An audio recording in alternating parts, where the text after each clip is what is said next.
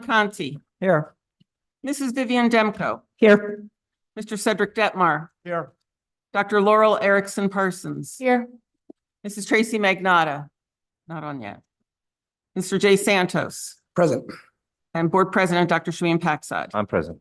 present. Okay, thank you. May I have a motion to approve the agenda? So moved.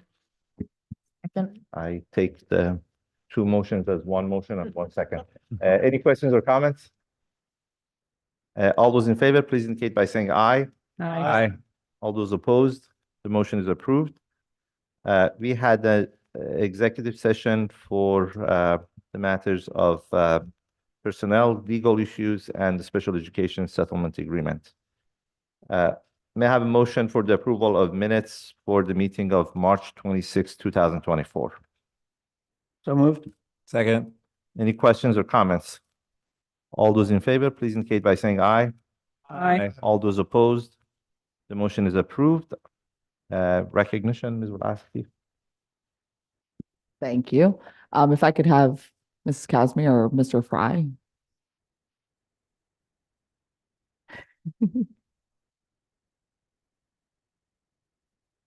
Which podium are you going? Okay. No, which one you wanted to introduce first? Stoneback, Olivia. Olivia, Stand up. stand up. Oh, You're being please. honored. Olivia is being honored tonight. She's an outstanding young lady, very ambitious, very headstrong. She has accomplished a lot. She's one of our outstanding seniors. Let me just mention a couple of things that she's done in her 4 years here. She placed second place in crime scene investigation in Skills USA, district competition 2 years in a row. Well done. She's the vice president of NTHS. She's the Skills USA ambassador. She will be receiving a Bridges Award scholarship. And there's more. She'll be receiving the Alma Gates Award. And upon graduation from high school, she's guaranteed a job in her field. Well done, well done, well done.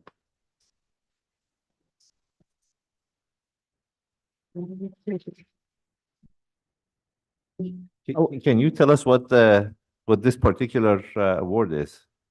Which one? She has many. The one that is listed here, Rotary Four-Way Test Speech Contest Regionals. Okay, so I want her Yeah. to come up and tell us Yeah, about yeah. that. Yes. Olivia, remember I gave you a time limit? Right here. You just want me to tell you what the speech was? Yeah. So I was invited by Mrs. Huber at Tech to participate in the Rotary Four-Way Speech Contest, which is it true? Sorry, I'm trying to think. Is it fair to all concerned? There's two other parts of the speech. That's the only requirements I had to meet about anything. I did my speech on vaping based off of my co-op job that I have. I placed first in my first competition, and this last Saturday I placed fourth for it. Great. Yeah, congratulations. We're very proud of you.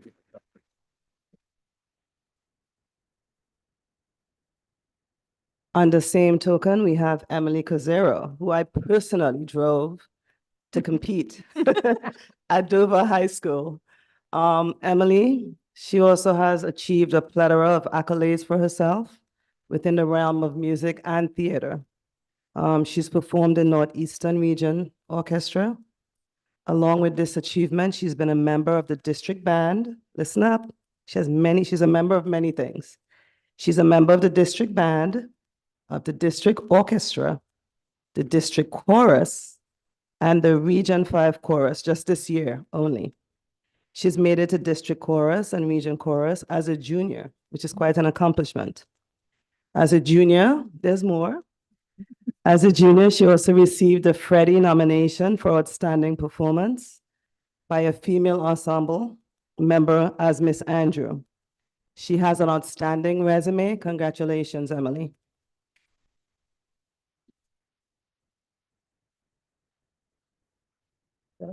I'm just gonna say about Emily that I've had the pleasure and honor of knowing her, and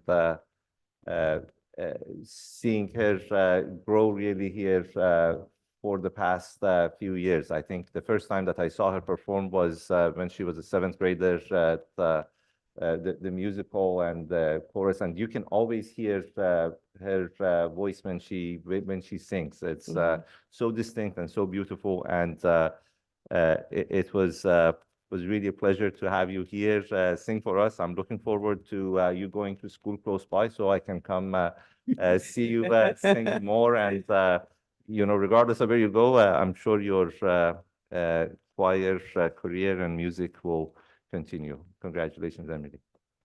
Okay.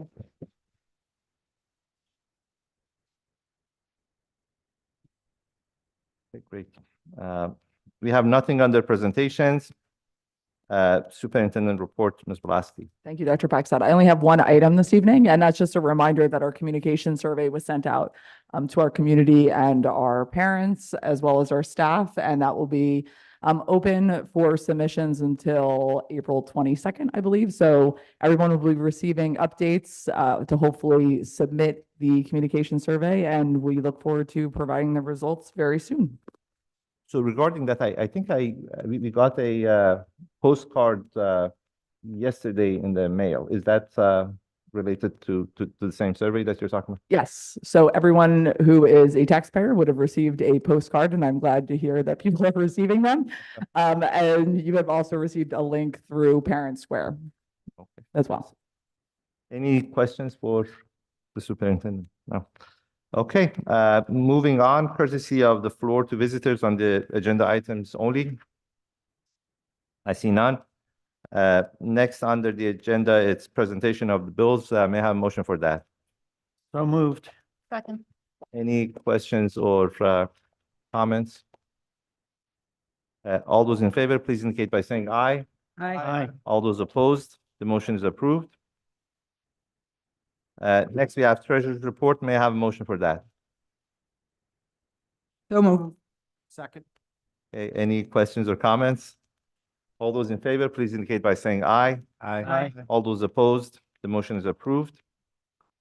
Under education, we have the summary of the Academic and Personnel Committee meeting on April 3rd. That's attached to the agenda. And then there is item number 1. It's a settlement. May I have a motion for that? So moved. Second. Any questions or comments about this? So I'm just going to use a word that or phrase that I heard today. If you want to use it, I think you can say that. I think you can probably say it better than I. Sure. Yeah, no. So this is the item that we discussed in the executive session. And I think as a layman and not a lawyer, I think my question on this was, is this a cooperative agreement, or is this like an agreement to avoid a court hearing? And it was the former. It is a cooperative agreement between the parties. So Any questions, comments? Okay, all those in favor, please indicate by saying aye. aye. All those opposed, the motion is approved. The next item on the agenda is policies first reading,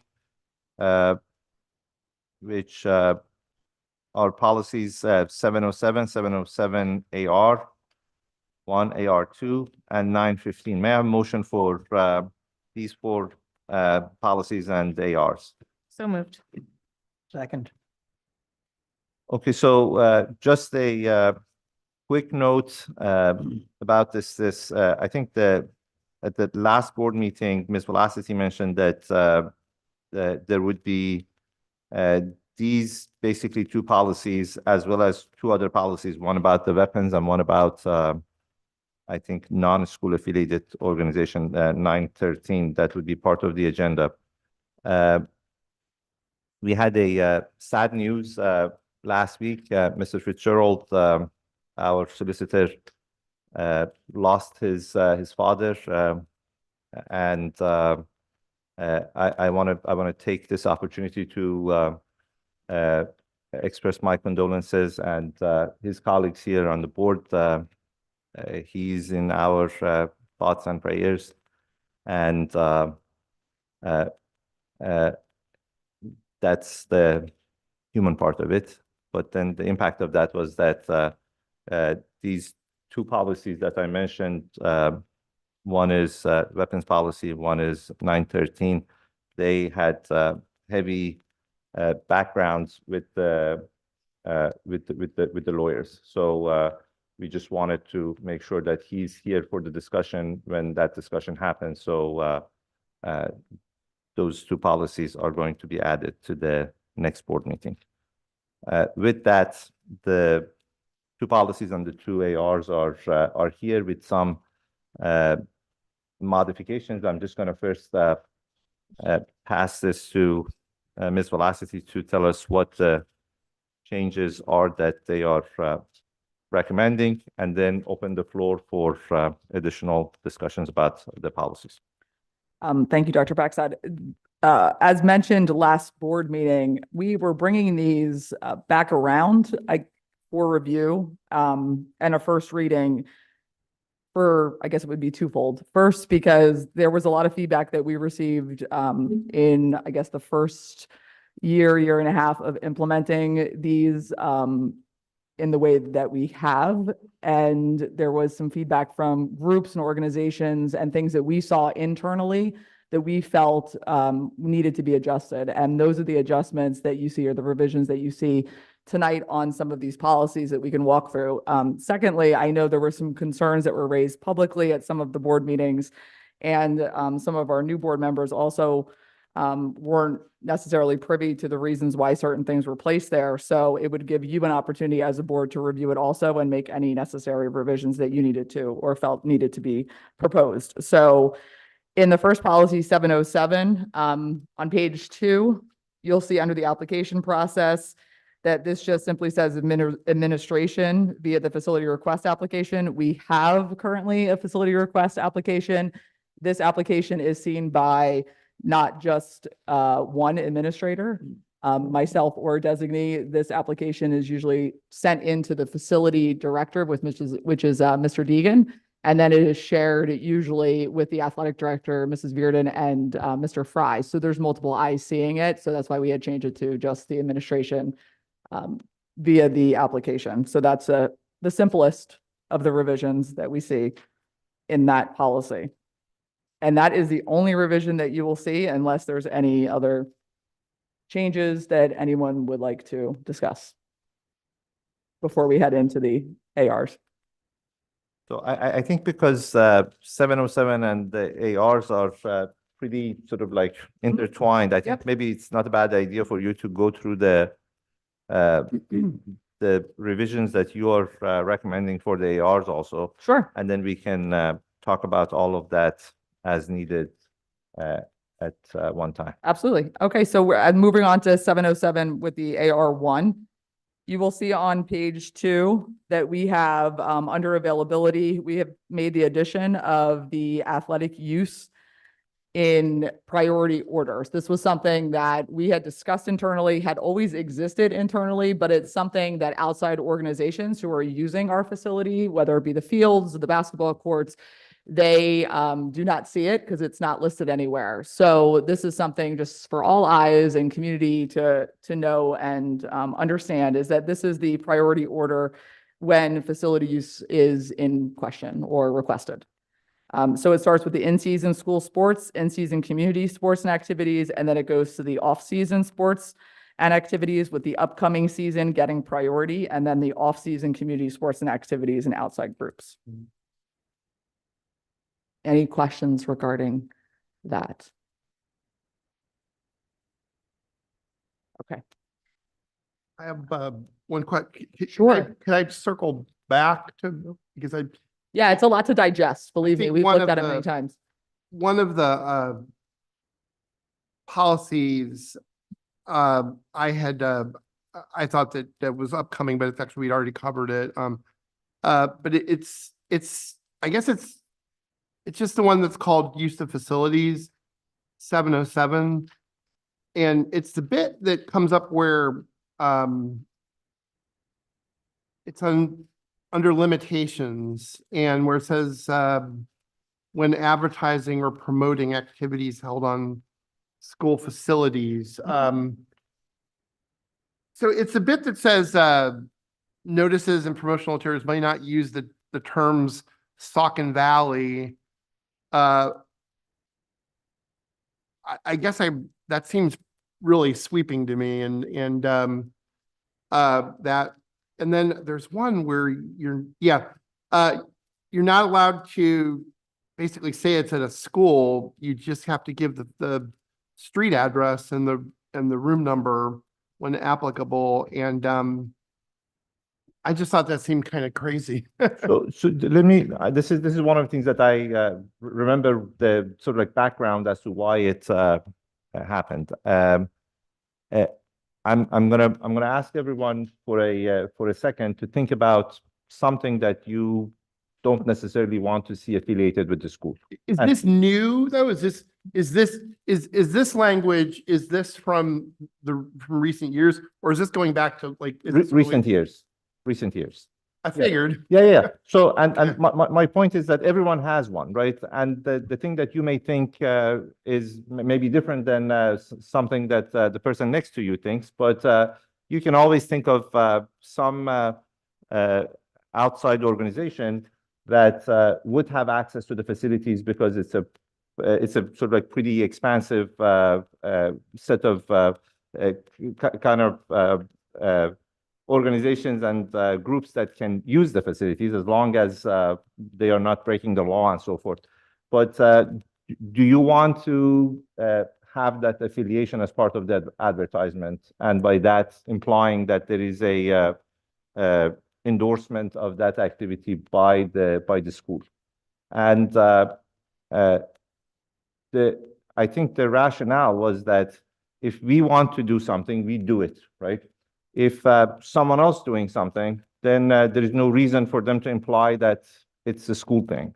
So that's the reason for this, the way that I kind of like understood it, as that doesn't matter what the activity is. At this point, you know, I don't know, like stamp collections of Pennsylvania wants to have a convention here. There is no reason for that to be sort of like a school thing. I mean, if it's not a school thing. Yeah, my thing is like, but to basically tell them that they can't use the phrase Saucon Valley in their promotional materials, that seems overstepping, you know. Yeah. Let me give you an example, actually, that'll clear it up, right? Can the Saucon Valley Country Club have an event here and put that on it? Because I think that's what we're talking about here, right? Saucon Valley, it's a general term. It's not a mailing address, right? You can't write Saucon Valley, PA, and get a thing sent to it. But generally speaking, it's understood to be an area, not just the school district, right? There's Saucon Valley Country Club. There's a bunch of other things. You know, I think if you're reading this very strictly, Right. the Saucon Valley Country Club could not write Saucon Valley Country Club. So Yeah, so this is, I think the abbreviation actually is SVSD, so it could be talking about the school district. I don't know. Yeah. You can. I don't read it that way, actually, Okay. because it says that you can't describe it giving the location, like describing the location. So Saucon Valley Country Club can say Saucon Valley in it as country club. Saucon Valley Country Club can't say that they're holding it at Saucon Valley Middle School. They would just give the location of the middle school at the address, I mean, In other but they words, can still use the word Saucon Valley. it does say you may not use the terms Saucon Valley or SVSD or any derivative of describing the location. So those are like three separate clauses. No, keep reading, yeah, Yeah. because it said the location of the event. And when describing the location, it may only reference the street. Yeah, no, I'm saying like the structure of the sentence by saying you may not use the term Saucon Valley, or that is a break in the thought, right? So I think, SVSD or yeah, yeah. I think what you're saying is that this is, if you say that the location of the Saucon Valley Country Club's event is at Polk Valley Road, will violate this. I think it says clearly in the- does. Yeah, Yeah. I think that's Yeah. your point. I understand. Don't we have a facilities committee that would normally be looking at policies connected to facilities? We have a facilities committee. I don't think facilities committee has ever looked at the policies. I think facilities committee has, not that they can't, but it's the policies, we've either always brought it to the board directly or to the AMP committee for the reason that they are, most of our policies are related to things that are either A or P, academic or personnel. But all these first policies are dealing with facilities, and this hasn't gone through the facilities committee. Correct, yeah. It seems like, that what better role would they have than to look at policies about, their sort of fundamental, reason for being. I'm completely sympathetic to what you're saying. The point is that every time that you put something in the committee, then there's always that thing that, it was low attendance, people couldn't watch it, do it here. So the point here was that we can talk about it here. If the board decides that it's better to discuss this at the facilities committee, I'm perfectly fine with that. It's just that anything that any of the committees can do, the board can do, not the other way around. Yeah, and just a comment, because I remember we did review the facilities use fee schedule at the finance committee last year. Right. So some of them have been reviewed in committees. God. Yeah. How many committees does these things go through? Why can't we just change this Saucon Valley literal to Saucon Valley School District spelled out, or SVSD for purposes of the policy? I think I'm again open to any changes. I'm just expressing my view is that could also potentially provide a loophole, because for a lot of people, notwithstanding the examples that you mentioned, Saucon Valley is Saucon Valley School District, even though that is literally not the case. But a lot of people actually just say Saucon, right? So that it's one of those things that They could say socket. what They could say they socket. could say Saucon. Yeah, I know. I'm just, And what happens if they violate this policy? Because I'll never have my phone out of the thing, but the robotics tournament that we went to advertises exactly, it was at Saucon Valley Middle School Gymnasium. They're not in the groups that this applies to. they're not. So other groups can, This is only for outside groups, like groups 3, 4, and 5. 4 and 5. are you saying the first technology challenge is part of our group, part of Saucon Valley? That's true. That's true. That event, even though it's run by a school group, the event Is run by them, yeah, and they have it advertised on their website where it is, and it's on WFMZ where it is, et cetera. I think my The biggest, location, right? They're advertising the location. Yeah. they advertised still, again- Saucon Valley School, Saucon Valley Middle School, and then gave the address. I think I'm more concerned, quite frankly, with, and what I heard from the community is the PTO being pushed out. That's my concern. So my question would be, did we, the feedback we got from the community, is this addressed anywhere in here? My suggestion, I think that is not about the location name, right? So that's about like other things. Let's Mhm. just bring it back, because I think there's a longer list. Yeah, I mean, so like, one of the things that's really important is that you don't create a policy where you only enforce it when you feel like you want to enforce it. Right? I mean, and the truth is, like, are we gonna look at every single flyer that comes through? Obviously, we missed one, right? Like, I mean, so making overly broad policies that are onerous to enforce, and have very broad terms, I don't know what the value of that is.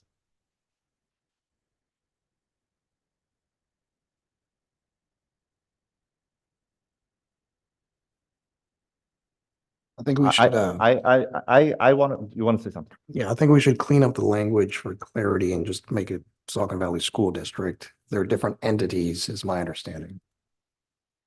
I wanted to suggest that we take both of them out and say that when it comes to the location just should be address, and not mention any of the names, right? I mean, the location is the location.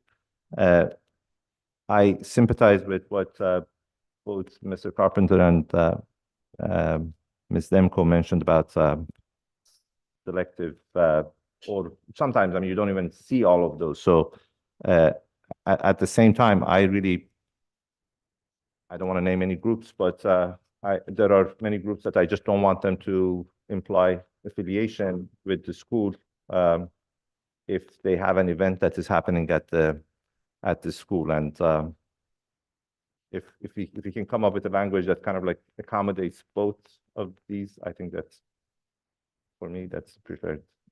I'm not married to any particular language, but again, matter of discussion.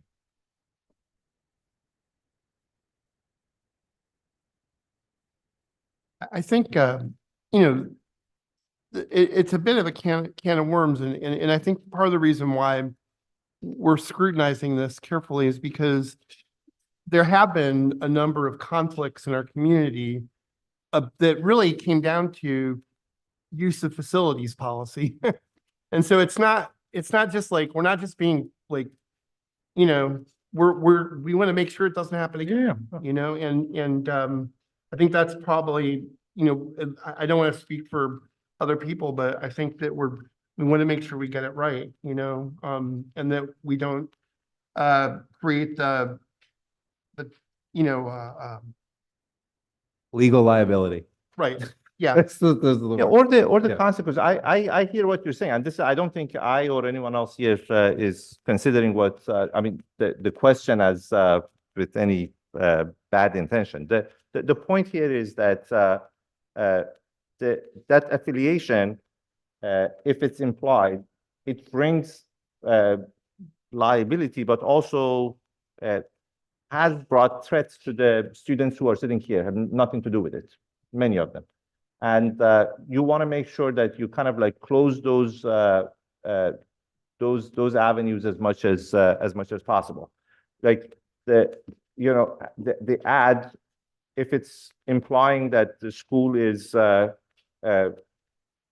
sponsoring something or is affiliated with an event and so forth, this day and age can very easily bring threats from all around the country, all around the world, and that impacts. I keep saying 2,000 families and their 2,000 kids and their families and the staff and the teachers and so forth, which is completely sort of like they don't deserve that. So I think it's our responsibility to make sure they are not subject to those threats as much as we can, right? So there are certain things we cannot do. But if we can make sure that affiliations are not implied, that would bring crazy people from all around the world to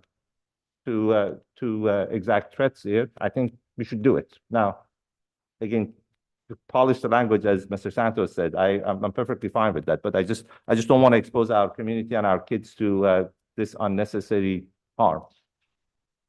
Even if it's just perceived, even if they are not, I mean, thankfully they haven't been followed through, but just the fact, we've seen it painfully recently, that just the fact that the threat is made can disrupt the school and the community severely. What is like, how would the language get cleaned up? Like what's the next step with this? Because I also, and notwithstanding, respect to the solicitor, the sort of substitute solicitor for, but I mean, I would feel really, I'd feel comfortable, a little more comfortable, expressing opinions if I could also tap into our very experienced solicitor who's usually here, because I feel like I'm sure he has some wisdom to impart on the background behind these policies a bit, because I would think and maybe could, whereas I don't want to put you in a position of like trying to come up with the history of the, how these kind of come about and I mean, I'm familiar with the history, so I do have some background as to how and the areas of concern. I probably and it sounds like generally there is some agreement that there's concern about the language as is. Perhaps it makes more sense to table this for now. We'll come up with some additional language that can respond to those concerns and then discuss that at the next board meeting. That may make the most sense, because I said it better myself. One possible alternative is if we can just maybe get a little bit closer to an agreement about what we want to say without deciding the words. This is a first reading, so that we could then approve the first reading of this with the expectation that that by the time the second reading comes before us, we would have that polished language that meets the general expectation of us, and then we could approve it at that time. That way we can keep the process moving forward. Either one is okay. That works too. I would look for the majority of the board to give us direction in terms of which way you want to go. And then obviously, like, I've heard the concerns and certainly we can play around with the language and do either way would work. So here's the thing. Sometimes we have policies that have to be approved by a certain time because of the state regulations. This is not one of those. So at this point, I mean, the policy has been reviewed recently enough that that's not required by law. And I'm just going to sort of like take the suggestion that Mr. Gilsbach had, which was he used the word table. I'm not going to use the word table. I'm going to say that this discussion that we have here can remain discussion, and we can kind of like express the concerns that we have, and some of them we may be able to arrive at a conclusion and agreement here. Some of them we may say this needs to be worked through a little bit, either in terms of coming up with a language, or people need to think about, which of the two priorities are higher priorities for them, or whatever that is. And then we can kind of like come back to it and look at the revised language at that time. So my point is that we don't need to really approve this, and we don't need to table it. We can just have a discussion that would basically brings everything that we need to talk about out today.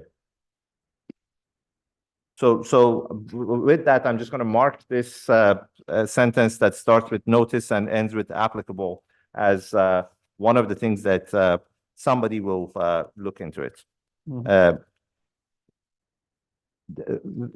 there, I think you went through the AR1 and you talked about the availability, and then the next item there was our group one that had some changes.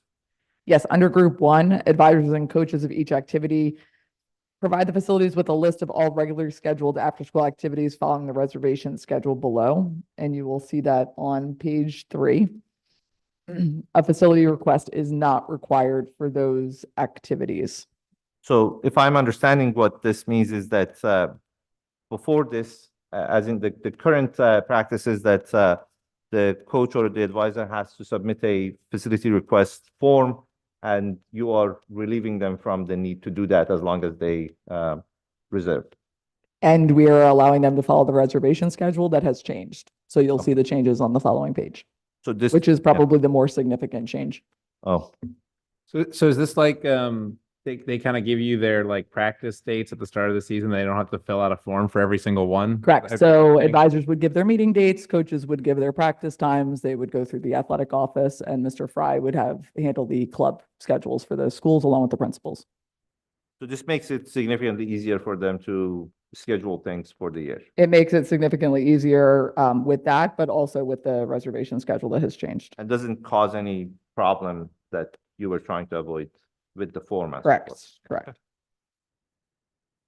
Good, and item B, They would only submit, so these are advisors and coaches under group one, would need to submit a facility request following the reservation schedule below for all non-reoccurring events. So those are the things that are falling out of your daily practices or meetings. So if there was a parent event or a dinner, which sometimes happens once in a while or regularly, depending on the sports teams, that's what would be what they would put the facility request in for following the reservation schedule, which is the next change on page 3. so the reason that they need to notify the school or the facilities is because you need to make sure that there are custodial staff that are there, the security is there, somebody is there to open the door and close the door and all the rest of the stuff. So All of the above. people are not gonna like walk in and use their keys to go do a meeting, right? Correct.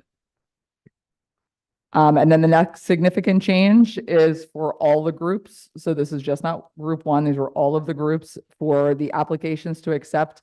This has been the most significant change that would have the greatest impact, and this was directly from feedback that we received just because of when the reservations were opening for each one of the activities. So you can see the fall activities, which are August to October.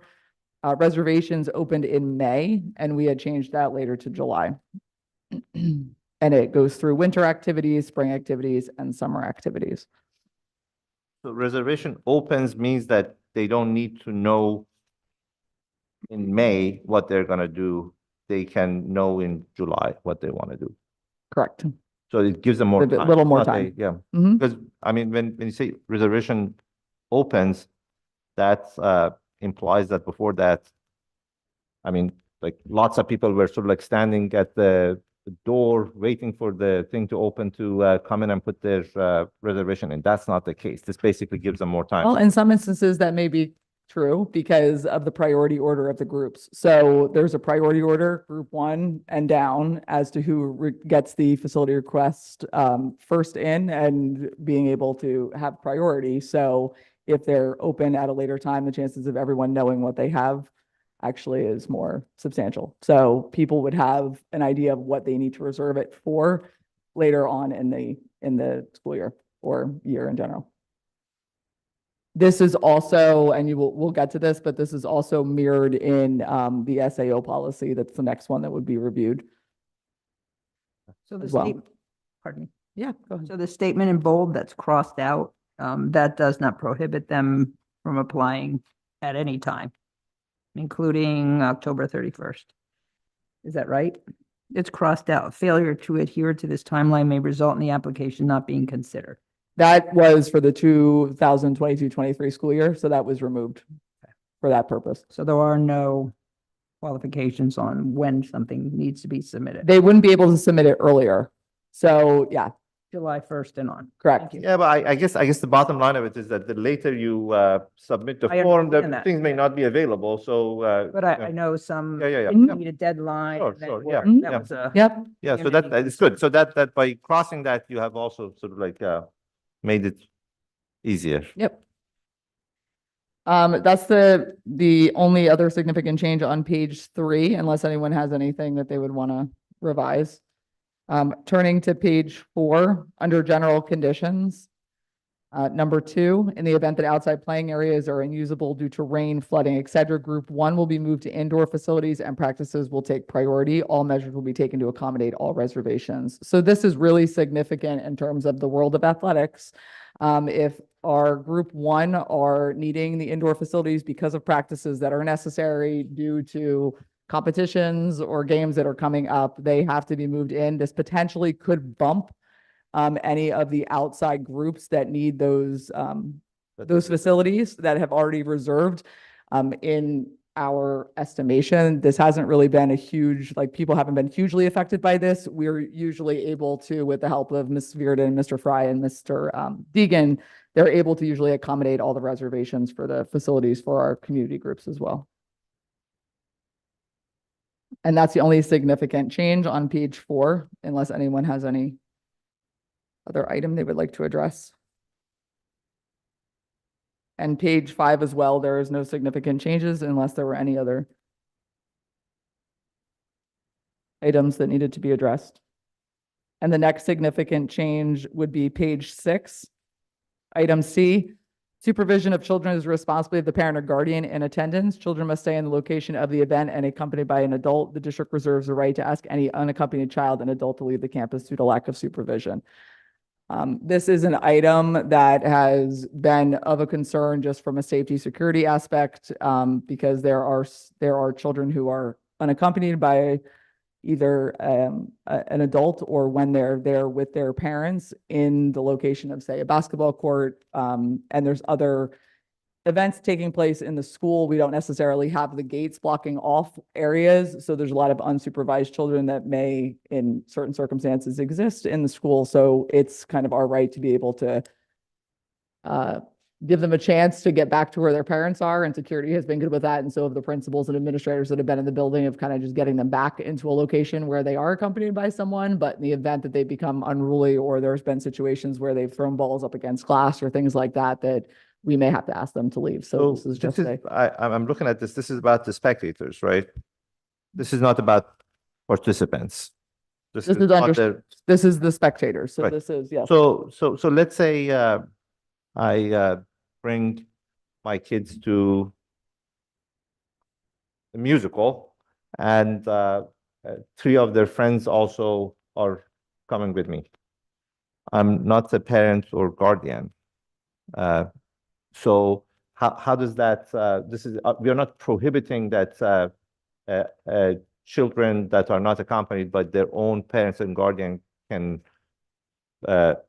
be, the spectators for events, right? I mean, we just want to say that, and it says the parent guardian in attendance. So it could sort of like mean that the person who brought them, but which is good. I like that, but maybe a parent, I don't know. So this has to probably be changed so that it accommodates these cases. It happens a lot.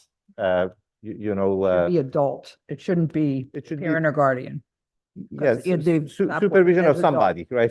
Somebody who Mhm. brought the kid in, as opposed to, Jamie, what age are we considering children? 17 and under? Yes. and it's Okay. Usually. So a 17-year-old couldn't come watch the basketball game without a parent. I know there was an age that we said that's in one of the policies that you can attend without an adult versus under it you can't, but I don't remember that age cutoff. I'd have to check, because that was one of the policies that we may actually be bringing back for revision as well, because we were going to allow students in actually. Yeah. So. Yeah. I'll check on the age. I'll verify it. Okay, thank you. so this is when you say children, is it students or is it children that are not students here? In other words, are you making a distinction between Saucon Valley students and children in general, or is it something that is encompassing There all? was no distinction being made with this. Yeah, this may actually sort of like, Mhm. cause a lot of problem with especially those who want to come watch various events on the school. I mean, I'm assuming that. Well, the problem is not people coming to watch the events. Correct. The problem is the event is going on. These children are not in where the event's going on. Yeah. They're in the foyers, they're throwing footballs around, they're Mhm. running around the halls, they're taking chairs, rolling it down the halls. So that's where we're trying to make it clear that if you're here for the event, you should be in with the adult during the event, not running around our buildings, winding up in the library, reading books, and not that I'm saying reading books is bad in the library, but they're not there, they're unsupervised and they're throughout the buildings. But This that's was true the for like purpose. adults What and if- children, right? Yeah, what if we just change the language then to just say everybody must stay in the designated area? Yeah, yeah. Yeah, the problem I have is that this is, if we say that, Mr. Bonneberger, then a 16-year-old cannot walk from their house on Walnut Street to watch a basketball game if the parents are not there or some adult is not there to bring him. And I don't think that's really sort of like the way that this should work. I'm saying that, let's say they're not causing any trouble, right? You're not going to even let them come in without a parent, because this clearly is asking that there should be a parent or guardian. I don't Attendance. believe that was the intent. Again, the yeah, intent yeah. is to keep them out of the hallways, out of the foyers, where they're not to be throwing basketballs, running around.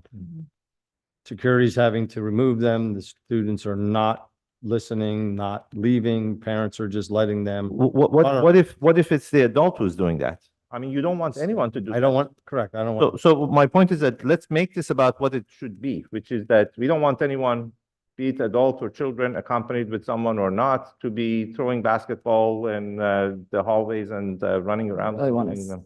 be that specific, but. No, I'm saying that whatever we want to, we want to exclude, let's just say that. Yeah, attendees, event attendees must stay in the location of the event. Or we can say that should be observing a code of conduct, Yeah. which includes, something, I mean, something more general, and if they are not, then they are kicked out. I agree with the code of conduct because I've seen children in areas where the event is and their behavior is still not acceptable. So I would say, I agree with the code of conduct, adding that in there. The problem is that I don't think we have a code of conduct, but maybe we do. So let's say, I just don't want to sort of refer to some document that doesn't exist, right? Or exists in a different context. But I think, and Mr. Bonneberger, I think we all agree with the intent. The point is that the language here is such that it may have consequences that we don't want. We will gladly have the solicitor come up with other language. I like the term non-designated persons because that would allow for any staff and authorized personnel to actually be in the halls during these events. Who's responsible for, like holding peace in these, during the events? I was wondering that too. Who is it that sort of like enforces, that in the hallway, something bad is not happening? The organization that is using the facility is in charge of what is occurring. So They're in if, charge of security. what's that? They're in charge of security. Mhm. According to the same policy, yes. Like if it's a basketball game and Yes, kids are playing in the hallway, who is the person who goes and says, you can't do that, please stop or leave? Well, we have security, administration, and managers that are usually circulating, that are usually taking care of that. It's not like the On drama a club. what's that? It's not like the drama club has guards. They don't, but Yeah. if any of the facility, any of the organizations that are using the facility, they're responsible for what the supervision of the students look like at that time. So if they're coming in on a Saturday, whether it be an outside basketball or any of our school affiliated association organizations, any of them are responsible for what the supervision looks like. So we don't necessarily have administration here on a Saturday, so it's up to that organization to provide the supervision that's necessary. And there have been instances like on a Saturday during a football or a basketball game, there's no administrators here, our security may be here, they go down and they'll take care of, if a situation is. Right. Like responsible just means that there's going to be some consequences for them if they don't do it. But the actual like functional person like going and enforcing it is like the security of the school. Right. Yeah. Yes. Yeah. There's Yeah. always Well, staff here. often there really isn't anyone in the vicinity who has the responsibility of making people behave. Yeah. That's like What the motivation should be is that if the group that brought those people to the school doesn't control them, the whole group, then they risk not being able to use the school anymore. That way they'll be motivated to take care of all of their constituents. yeah, that makes sense. But this is talking about like a removal of. Well, no, we're people. talking about changing this. Oh, okay, so like the questions is like who's doing the removing? Yeah, no, I mean, it's just not practical.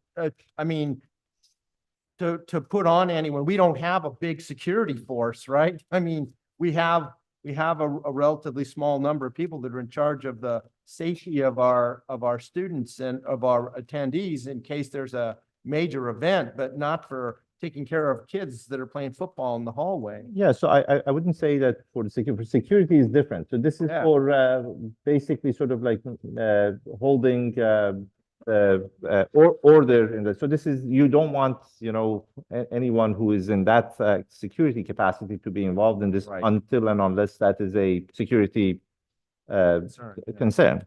So if somebody's doing some unruly thing, I don't think it should be the. Yeah, I mean, I think, security. yeah, I guess I'd say, I think it's like perfectly reasonable to be like, any group needs to have enough volunteers to keep the people in the designated areas. That seems reasonable, right? Like, that's totally fine. But like, when we get to the point where you're like, now we're gonna have people patrolling and removing them and things like that, I don't think that the club is gonna provide a security guard, I guess, is the point, right? So we probably just.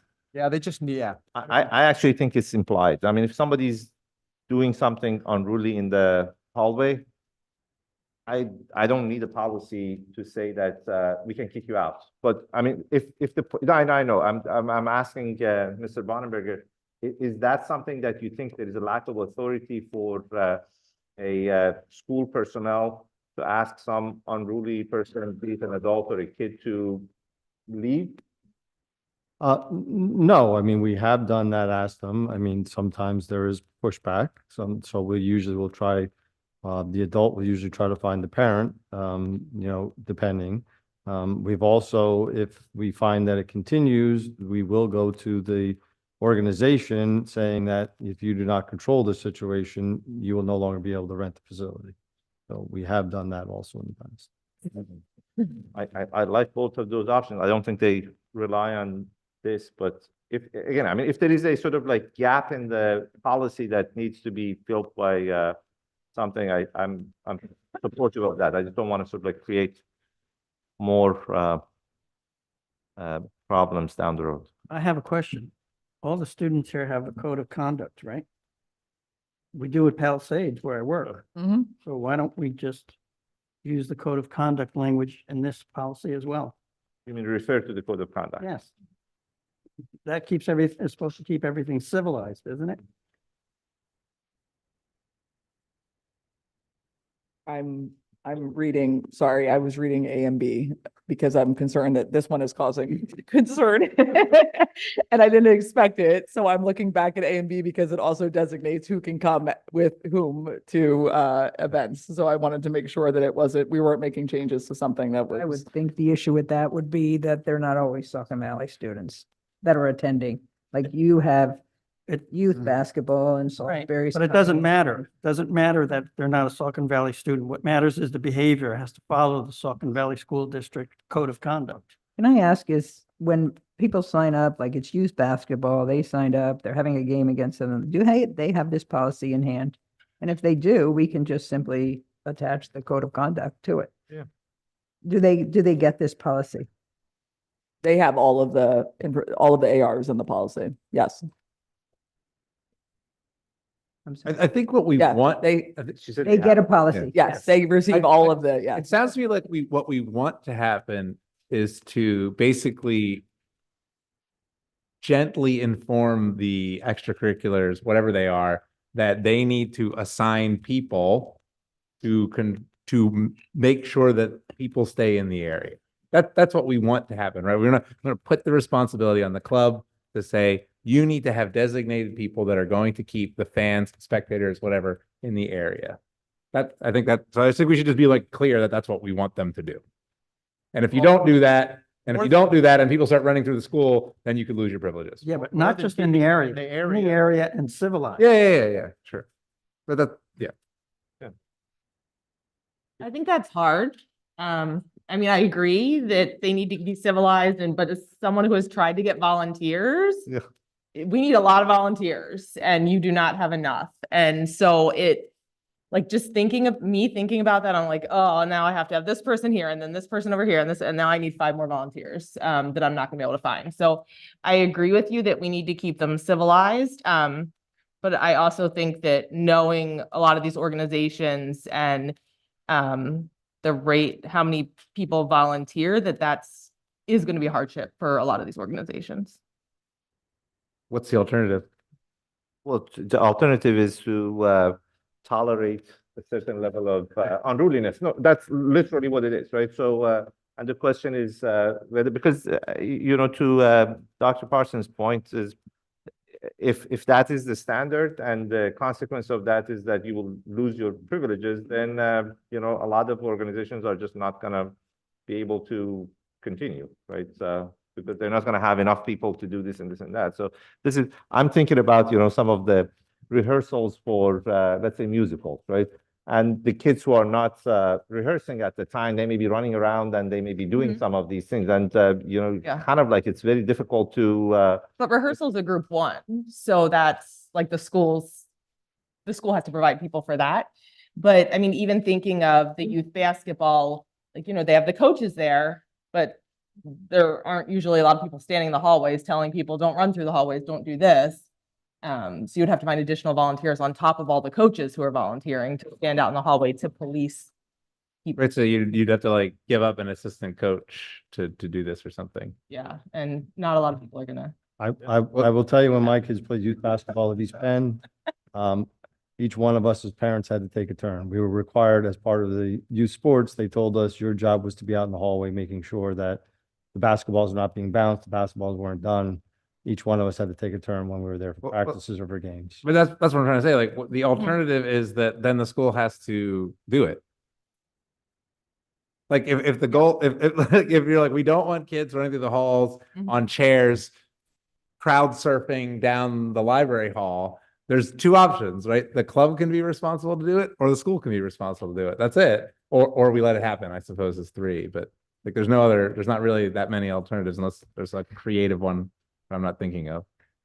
I think the organization needs to take responsibility for policing their own people. I mean, I can tell you in Palisades, day in and day out, I'm constantly after certain boys Mhm. who love to throw stuff around and break furniture and jump on things and whatnot, and they hate me for it, but I'm happy to do it because otherwise either something is gonna get damaged or they're gonna get damaged. I'm not disagreeing that it shouldn't be the organization. I'm just saying, recognize that it may be a hardship for some of these organizations. I can imagine a scenario where like your team performance suffers because one assistant coach is manning the hallways instead of coaching something, right? But that's just it. Such as life, right? I mean, like, is the argument like we refuse to take, to like not have our assistant coach do this because we care more about winning the game, so we don't care what happens to the school building? I mean, like, it's like at some point you just take responsibility. Personally, I think it's a safety issue. If we have unruliness in the halls, it increases the liability that somebody will get hurt. That's really what it comes down to me. Or something's damaged. Damage is fine. Things can be bought. It's the people that I care about. We should definitely be making sure that our children aren't, again, as you're pointing out, crowd surfing down the hall and ripping apart libraries or God knows what, right? So just from a liability injury standpoint, I think it's really important to have somebody corralling the children.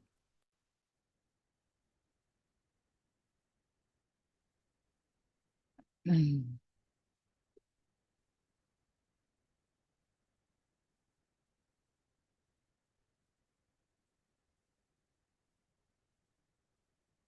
we have any clarity about this or the direction that we want to go? I think the goal is that if someone is here and has their kids or some kids that they brought, and these kids are in the hallway and are doing something that they're not supposed to do, someone should be able to go there, tell the parent, control your kids, or you're all going to be escorted out or asked to leave. Sure. So, and I think everybody here agrees that that's a good thing to do. I just don't know how to sort of like write it to be as succinct as that, and saying that maybe that's all.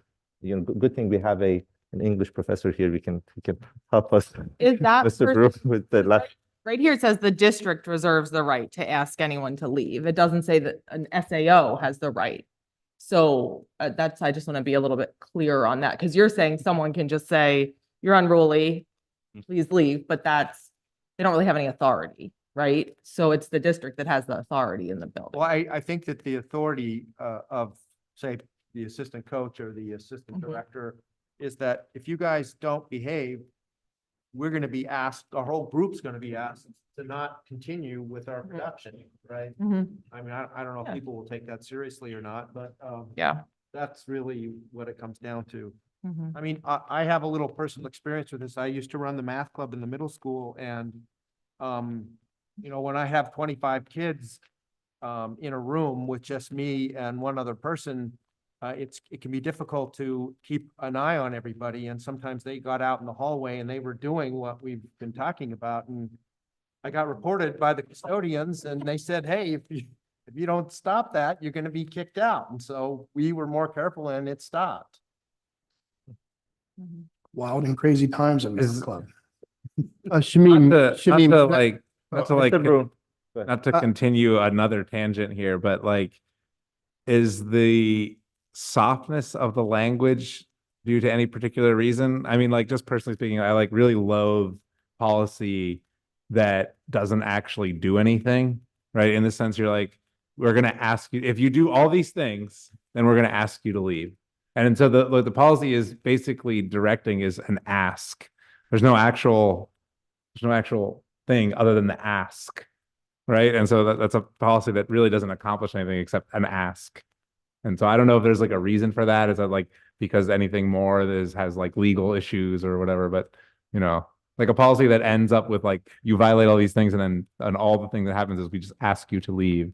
Supposed to be kicked out. Yeah. Or as opposed to being like whatever, forcibly removed by local police officers. I don't know, whatever. Ask to leave may be the same as being kicked out in the legal. Well, that's my question, right? Like, I mean, I think the first obviously, if we ask them to leave and they refuse, they would be considered trespassers and we can take appropriate action at that. Okay, yeah, so that's fine. Kind of That, what we have in mind. that's fair. Okay. Mr. Brown, you wanted to say something? I'm just trying to.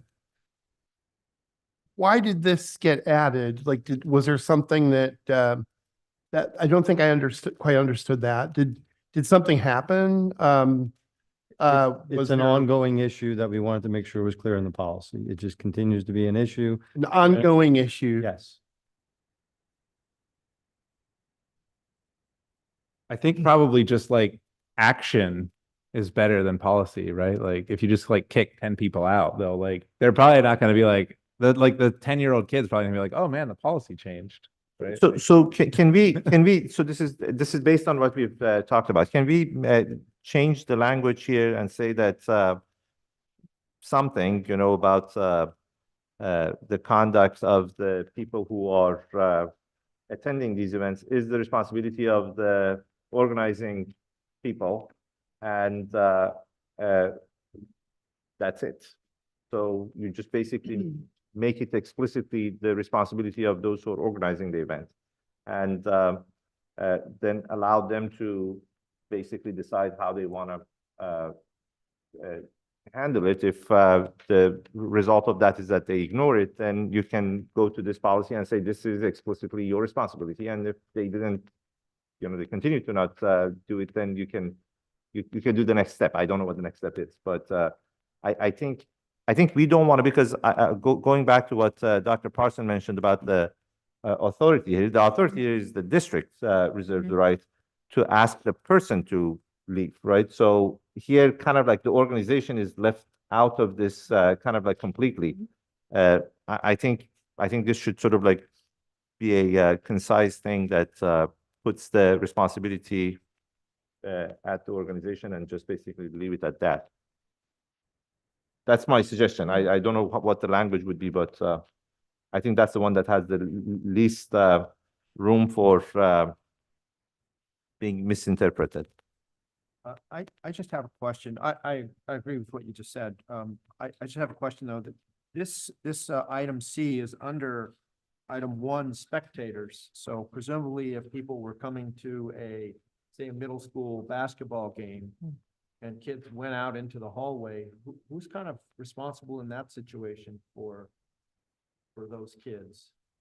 If they may be old enough to come to an event, depending on what age we decide, without their parents, who's kind of responsible for watching them during a game? We just designate Mr. Fry.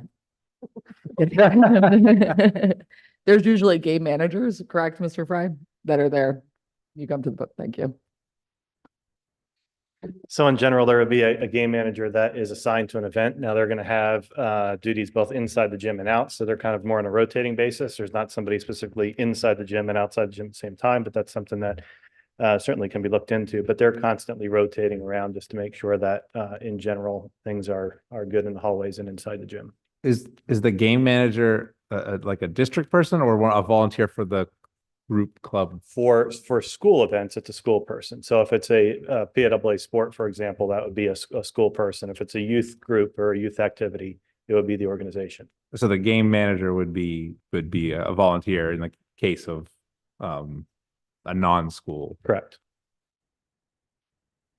So would that would apply, say we were with Ms. Parsons' example of rehearsal for middle school play. In that case, it's just the responsibility of The staff. Mhm. the staff that play. Correct. So why can't we just say all attendees at these events have to follow the school's code of conduct, and if they don't, they may be asked to leave? We should probably say that too, in addition to what the other stuff that we were saying. Because sometimes there are cases where there's lots of supervision, and sometimes there's cases where it's just a few volunteers trying to run something. I agree with that. I just don't know that would the school's code of conduct keep, people outside of the places that they shouldn't be, I should say. Would that accomplish that? Depends on what's in the code of conduct. That's Yeah. I'm asking. The code of conduct is what's in the student handbooks for each school, right? That's what the code of conduct is that I've seen anyway. Yeah, but And typically, it doesn't talk about after-school activities where you can, go on, squeeze past the gate and. that's what I'm saying. It typically speaks on behavior and we're discussing, children while being unruly, also being in places where they shouldn't be, right? Which is, what we should address. But I think that what Dr. Poxad mentioned, which is kind of be more general, so that, because if you try to specify too many details, you're gonna miss some, you're gonna miss important things.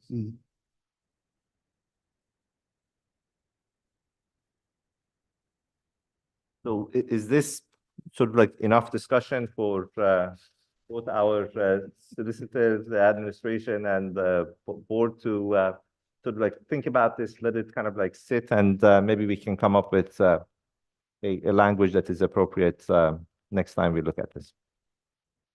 Okay. So anything else on this AR? I didn't see. I do not believe on this AR there are any other changes unless anyone else would like to review any of the additional language.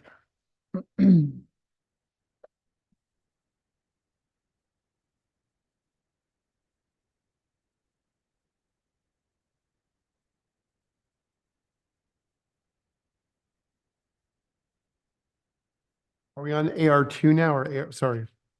You can move to AR2.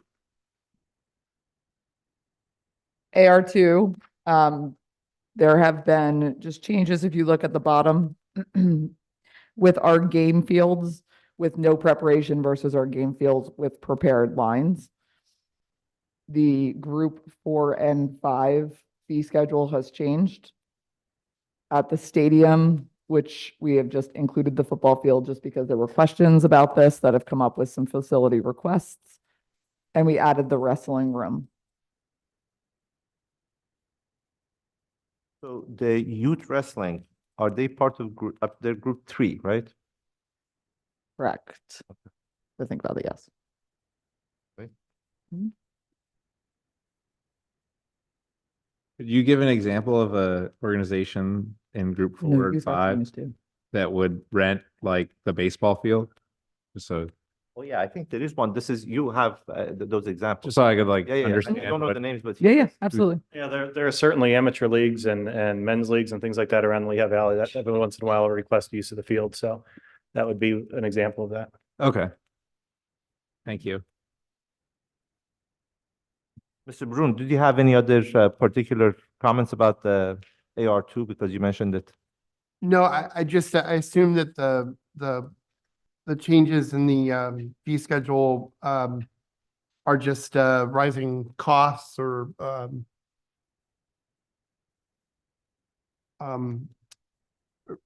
the preparation of the game fields going from 25 to 50. And where it says the campus fields and it says 50 to 100, 75 to 100 under group 4 and 5. The red lines that are going through that's an error, right? It is an error. I just, Okay. yeah, I just circled that. Correct. And they have changed because, mainly because of prepared lines. That was an extra fee for the people who have to come in and spend extra time doing that. So we adjusted the no preparation, in regards to that. They sign up for no preparation. Are they allowed to prep the fields themselves? Ooh. My hopeful is no, but I Yeah. don't see it anywhere. We've had that happen, especially, for example, a baseball field, that they're just going to put down the lines on the batters boxes and things like that. It's pretty simple. So that has happened in the past. Yes. If they want paint where we need the paint machine with, foul lines or dragger, spike the field after weather or something like that, where people would have to come in, that would probably be a little bit different scenario. So nothing that would be damaging the field would be allowed to be done by the groups themselves. You want to make sure that that is done by proper people. with Correct. proper And equipment. that's a case where you have weather or something like that, where things are too wet. We wouldn't want them to come down and, start pumping out water, putting things on the field or something like that. If it would be too wet to play, then in that case, we would probably just inform them it's too wet to play. Okay, any other questions or comments about AR2? Okay, so let's move on. So all of this was 707 with the two ARs of 707. We are gonna revisit that after everybody has another chance to take a look at it. That's correct. How about 915? 915 is school affiliated organizations. And I apologize because it does not seem like there's numbers at the bottom, so we'll do the best we can here. On page 3 is the first change that you'll see under fundraising activities and spending.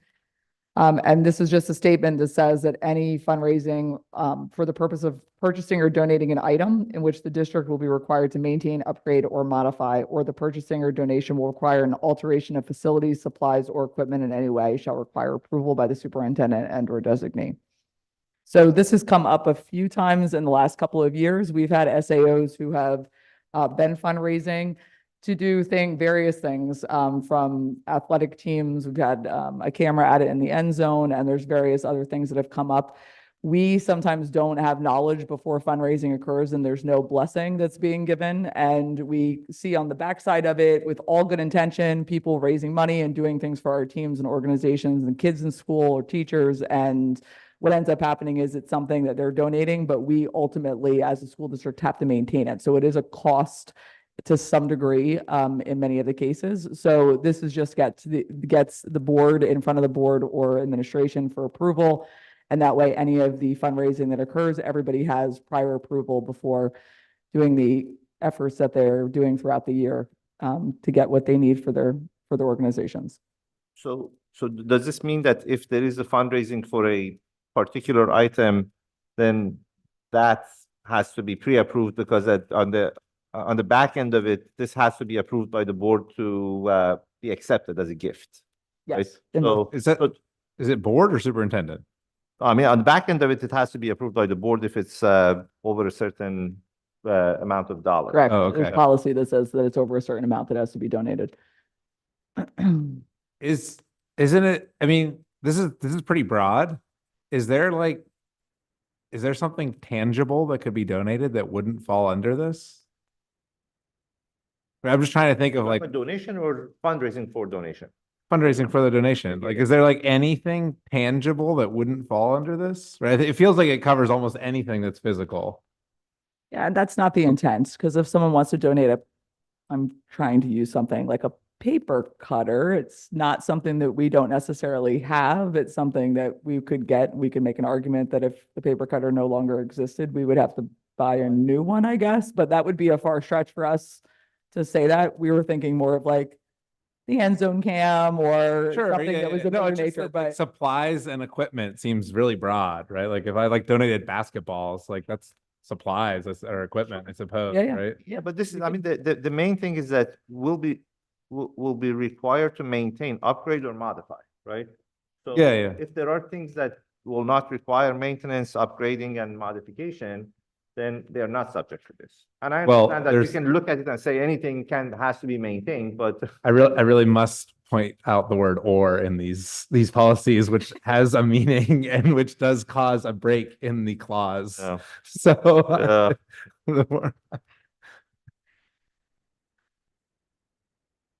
yeah, the or part of it is alteration to facilities, supplies or equipment, right? yeah, but then you say "or" purchasing, donating any facilities, alteration of facilities, supplies, or equipment, right? So Yeah, the point is that one requires alteration of to facilities. right. Well, that's what I'm saying. Like, is a basketball equipment? I don't know. I'm just asking. I was just Yeah, alteration. yeah. You know, this. You said basketball or basketball equipment? Yeah, yeah. If someone fundraises to like buy all new basketballs, right? Is that like gonna fall under this? I think basketball wouldn't, but if someone wants to do a fundraising for hoops. For hoops, yeah, right. Then that requires alteration. Basketball does not require alteration. Does it? I I mean. don't know. It's story. supplies or equipment. I don't know. Alteration to supplies or equipment. Alteration to facilities. Yeah, the buying basketballs doesn't require altering basketballs. No, doesn't require true. altering. It would have to be an alteration to the facility itself. So No. basketballs. It'd have to be an alteration to facility, a supply, or equipment, or matters. I can't stress enough the word. You make a list that all of the items of a list independently are modified by the thing that comes before them. Why do we even have the supplies or equipment there? So why can't it just will require an alteration to facilities? I don't even know what alteration to supply means. Well, it may require the purchase of a new kind of thing to make the thing that was donated work, right? Like what? Well, I don't know, if someone donated a new 3D printer, Oh. that takes some exotic kind of, Okay. you know. Yeah.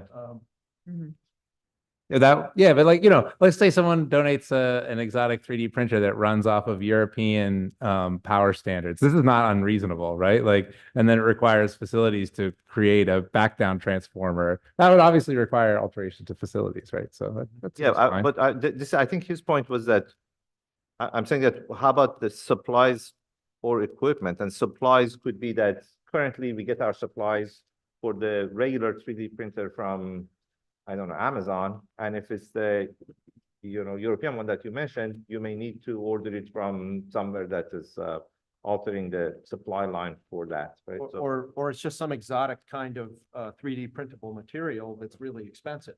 right. Yeah. I guess reading this, it just seems to me that it's going to cover almost anything that's physical and not like we're fundraising to pay tournament fees. That's very clearly not covered by this, right? So how about if we add a minimum dollar amount to this so that it would sort of like exclude the de minimis things and would be only the things that are above a certain amount? I don't know, does that provide it for what you were saying? In other words, saying that if the fundraising for an amount over $1,000, $2,000 or whatever, that requires these things, then that requires a pre-approval. I guess the concern about that is, okay, say they want to buy a new basketball hoop and okay, it's less than $1,000. I don't know if that's accurate or not, but somebody's gonna have to spend the time and effort to put the new one in and that's gonna Yeah, that's a good example. And the other example that I know, I was trying to think of examples while I was here, but one of the examples was a few years ago, it was before I was I think it was director. The PTO had bought, now I'm just completely blanking. Ms. Broadhead, what is the sensory hallway? Never mind. The sensory hallway to be put in, and that required it to be placed on, at that time, it was required to be placed on the floor and it needed to be sealed over the top. But with sensory hallways, it also needs to be changed every couple years. That's like best practice. So we were discussing with them, like, that still is maintenance for the school district, but that sensory hallway was $500, I think, at the time. So it would fall under the threshold, but it would still require the maintenance of significant maintenance. And then if we were going to continue that practice of a sensory hallway, it would then be who was purchasing the next sensory Yeah, so it's hallway. not the cost of the item that's the part that you need to be diminished. It's the financial liability of that you put on the district to maintain it. And I mean, the other part of it is that this is, I mean, you talked about the sensory hallway. Yeah. I mean, there may be some disagreement from the school about whether they actually want it or not. So in other words, it's not even the cost. I mean, you say that, I'm going to bring you this very, very nice bookshelf and I want you to put it in the district office or in the elementary school office. And the elementary school may say, we just don't want that, right? Yeah, I guess my point is I would be careful with the language as is about the alteration to facilities or supplies or equipment. It seems fine to say facilities. It's just the supplies and equipment thing I feel like creates a lot of questions, but it would be much better, I think, to say like alteration to facilities or creates a ongoing financial liability for the district or something like that. That's really what the bottom line. Yeah, is, right, an that's- Ongoing financial obligation. Yeah. Doesn't the sentence that comes after that red paragraph cover the whole red paragraph?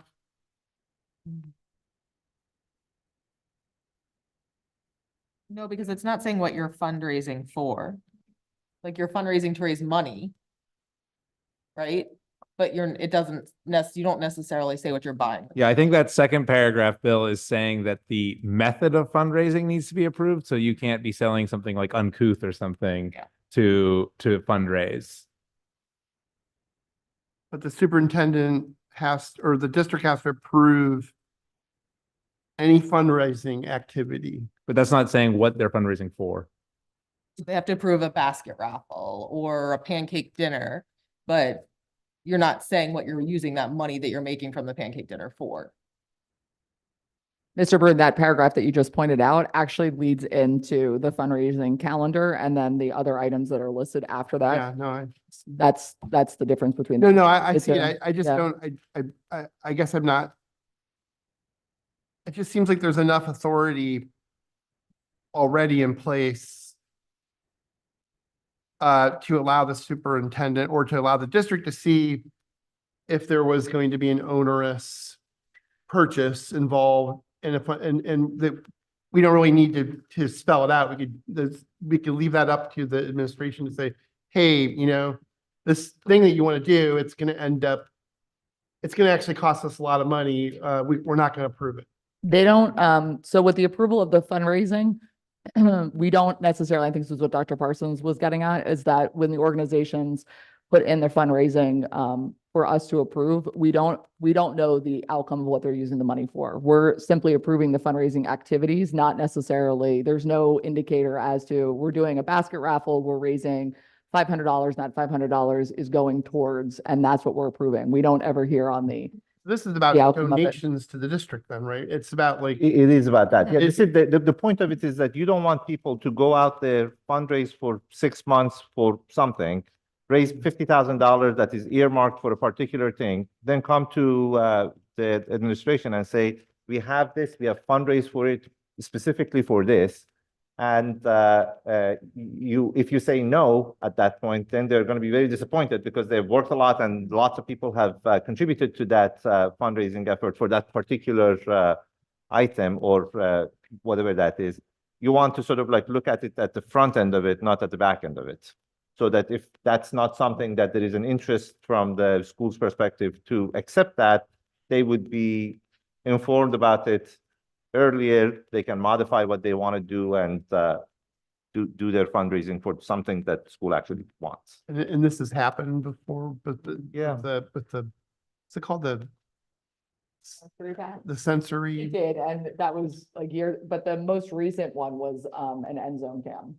The what? It was an end, it was that's what I said the first time I heard it too. It was an end zone cam. So the Booster okay, Club had right. spent a lot of time raising the funds, like Dr. Pax had said, and then it come to us and we didn't know that that's what they were raising the funds for, but it was earmarked because that was discussed in their meetings with the coaches and that's what they had, we set out to do, but we obviously didn't want to turn it away when they had come forth and said it, so. Okay, yeah. In the case of the end zone cam, it was a good thing. Most districts already have it, but the point here is that the maintenance of that and replacement and so forth is a fairly costly thing. So you have to sort of like have the opportunity to approve it at a sort of like reasonable time where that approval means something, as opposed to saying that, it just basically happens and you're stuck with the bills. Okay, so We can clean again, up I the- don't know, maybe it may need a little tweaking also, Mhm. this one, and we'll do the same thing for this one as we did for the other one. So you want to talk about the calendar or what's the next? Yeah, There was one, I had another comment Mhm. further down or, we're going through it. If it's past, no, we're going to it. okay, I just, let her explain what it is and then we can Okay. discuss. So the next, excuse me, the next significant change was the fundraising submission calendar. And that actually follows the calendar that you saw in the previous AR. So it follows what essentially is the seasons of sports. But this fundraising submission calendar, one of the things that we heard in feedback was that it was really difficult if we, didn't have a coach necessarily hired. Organizations didn't necessarily know who their leadership were because they weren't picked or there would have been a turnover or something like that, to have all of these items planned. And the previous language was that all the fundraising had to be to the district office for approval at the beginning of the year. And that was a huge undertaking for all of the SAOs. So we had changed this to make sure that they were given it in increments, that they would have to get that approved following this calendar. So that is the next significant change that. The previous been made. language is not here, so I'm assuming that it was somewhere else. Yeah, it This does is not not seem to structured be there. correctly. It was at the yes, but it was at the beginning of the school year. Yeah, so this, I think maybe for this one, there was no strikeout or something, but anyway, so this is making it easier for the SAOs to do their fundraising, and if they have missed something, then at a later time, they can come back and propose an activity and so forth. So this is kind of like addressing the problem that I think Mrs. Demko mentioned earlier with regards to the PTO and potentially others. You'll see it on page 5. I'm sorry about the language that was crossed out because by September 1st, there was a listing of all the fundraising events that needed to be to the district office. So you'll see that when we have the next Seems like a get great onto the change. next page. Excuse me. I'm sorry. Seems like a great change. Yeah, hopefully it allows more flexibility as well. So the other change that was made was just changing by building principal to the district. That was on page 4. And then that was the last change on that page unless And anyone the has rea- the anything reason for to that is because some of these SAOs are not limited to the building. building, correct? But if there is one that is limited to the building, you still want to have a kind of like have it accounted for by basically Mr. Fry, right? Yeah, it will be Mr. Fry, yes.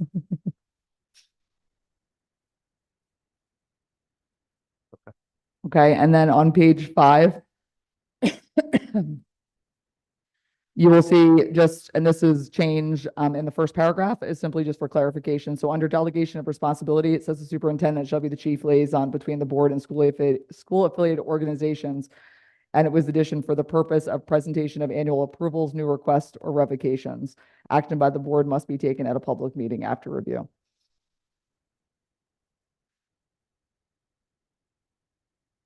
And then in the next paragraph, I'm sorry, go ahead. What is this clarifying or changing? This is just clarifying the delegation of responsibility from me to being the chief liaison and what that consists of. So my purpose as superintendent is to ensure that all of the items that you'll see if you drop down into the next paragraph, indented paragraph, are to the district office or any new SAOs that are going to make or come forward that they would like to have all of the items presented to the district office. I would bring them to the board.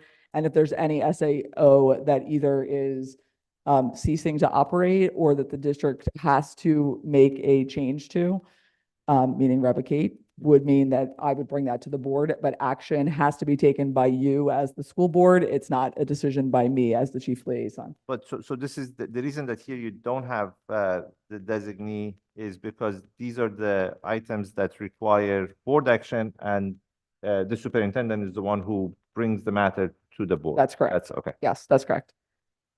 And then in the next paragraph, the superintendent or his or her designee will oversee all compliance and approval of fundraising. School administrators shall be involved in all decision and planning affecting their respective pupils, programs, facilities, and or buildings.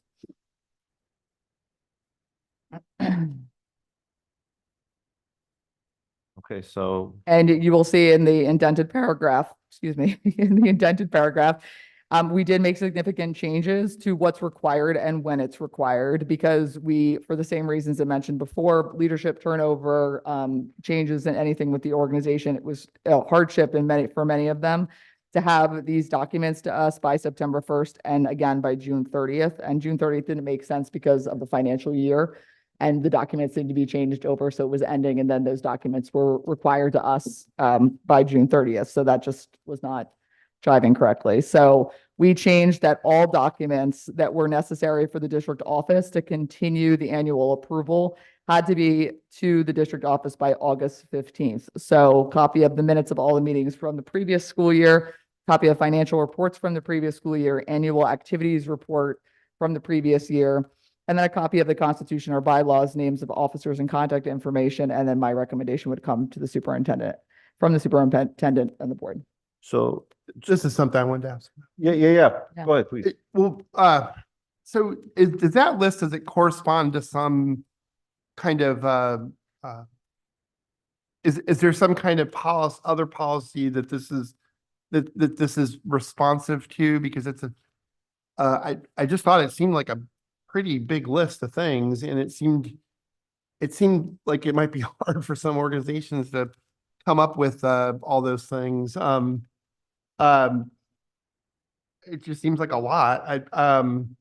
And I just wondered why, I guess I'm worried a little bit about, having groups, not feeling sort of overburdened, but if on the other hand, these items are required for some kind of compliance of some sort, I mean, that sort of obviates what I'm saying. Yeah, so this hasn't changed from the previous policy. The only thing that got adjusted was when they were due to the district office. I don't, Mr. Bonenberger can probably speak to what is necessary for auditing from his side in terms of financials or not, if he's awake.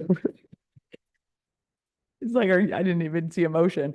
But I know from an auditing standpoint, you do need certain things from the organizations, correct? Again, this is required because again, to make sure that they're in compliance with their status as either a 501c3 or what their status is, to make sure they're in compliance with what they need to file for the federal government. So if they're, Mr. Bonenberger, if they're, keeping up their status, this should be easy to produce then, right? Correct. Yeah, I mean, part of it, I was reading it, this is the, constitution and bylaws. If they haven't changed it, they have it. They just basically need to submit it again. If they have changed it, then it comes with the changes.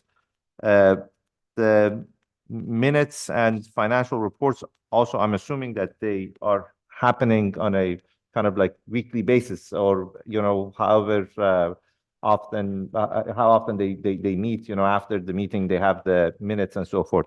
The one that I thought, so names of the officers and contact information, is that retrospective or prospective? Is that for the previous year or is it for the new ones? New one. So if the new ones are not identified by that time, then what happens? In other words, one of these SAOs has president and vice president and treasurer who are parents of seniors, and their student graduates, and all of a sudden 3-4 positions become available, and then the new group sort of like hasn't got their acts together in time to have new officers. Is there is that a kind of like reasonable scenario, or is it kind of like pretty rare? In other words, the sort of like line of succession, are they for the SAOs pretty well established, or not? I haven't. I thought maybe he knows, but Well, maybe you know. sorry. Yeah, I can. I think it depends a little bit on the SBO. Some that are very established, some change pretty regularly, but I think it really depends on the group.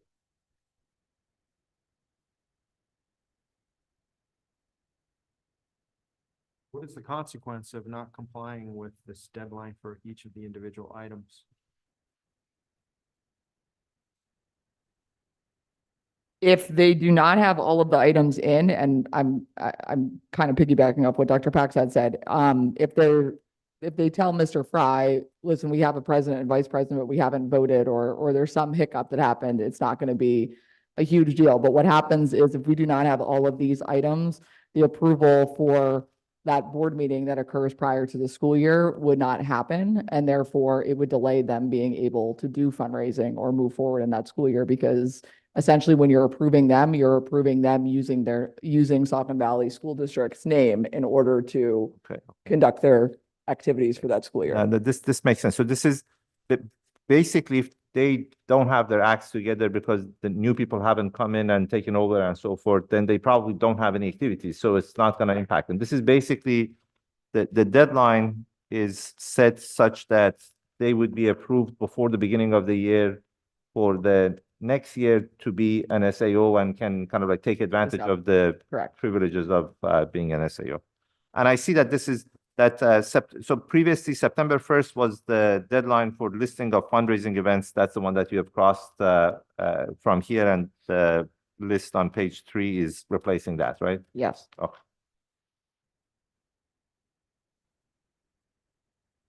Any other comments, questions?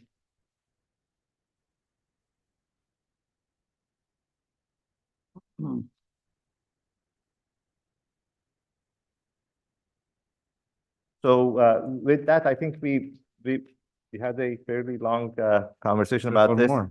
But yeah, but this Oh. is that's that. I don't think we have had the motion for those Oh, yet. okay.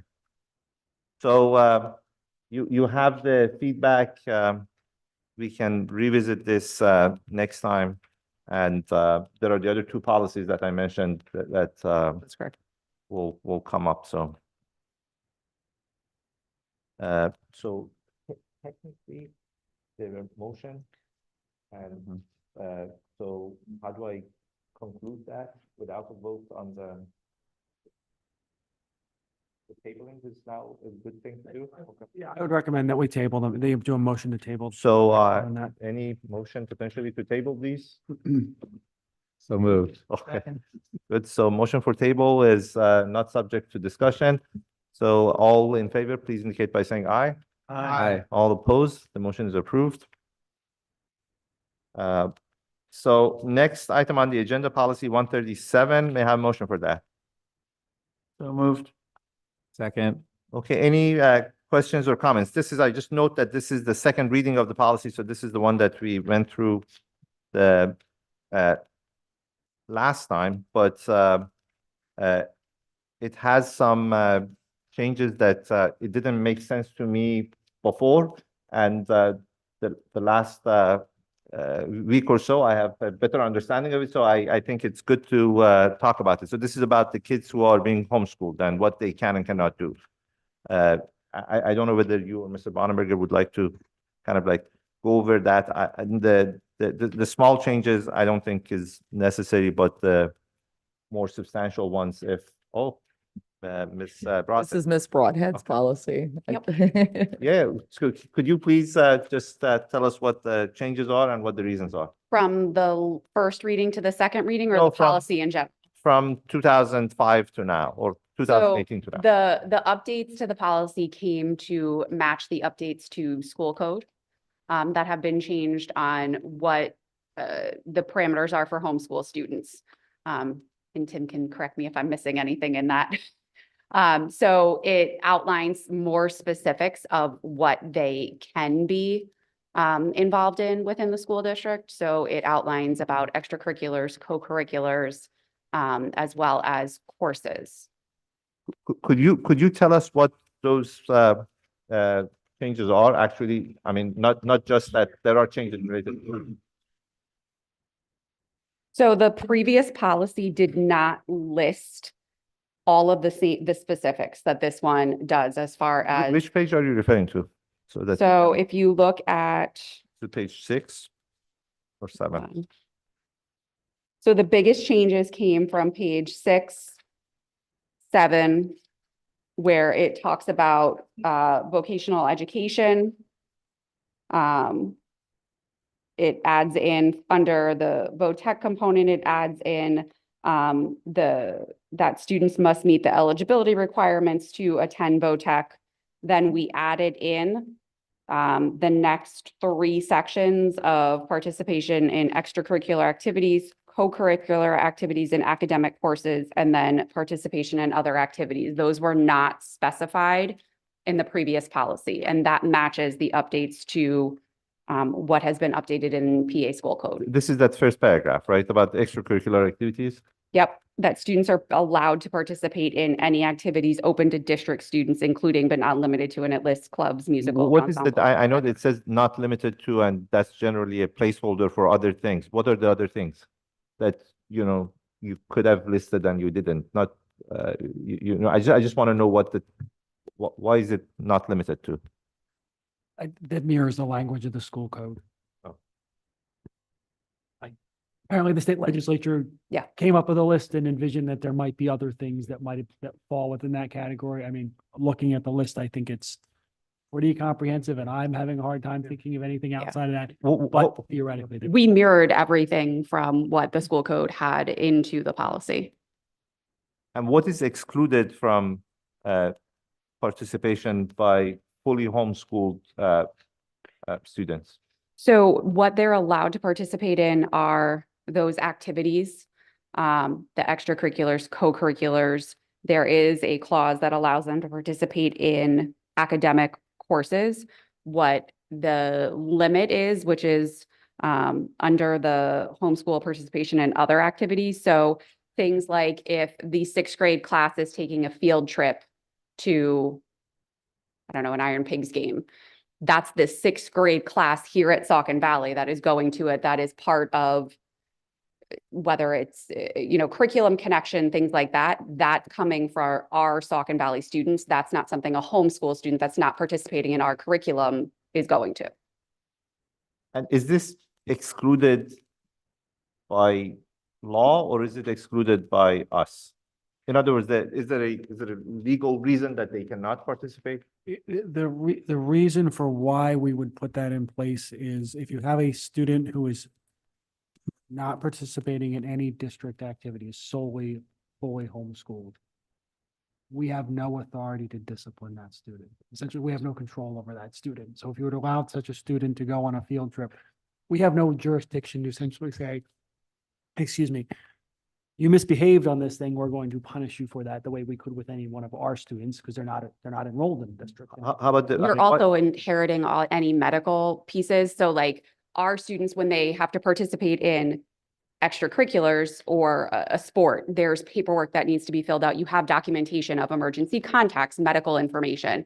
If the homeschool piece, what they have to provide is not the same as our students that attend here. So now you're also taking the sole responsibility of all of the things that happen beyond just discipline too. Yeah, but this is, I mean, it seems like extracurricular, they can participate. So even though the problem that you said exists for the extracurricular, there is a cure for that. Which is that I'm assuming that they will provide all the documentation and this and that is needed for that. That's okay. To your point, why is it that we have authority to discipline during the extracurricular but not the field trip?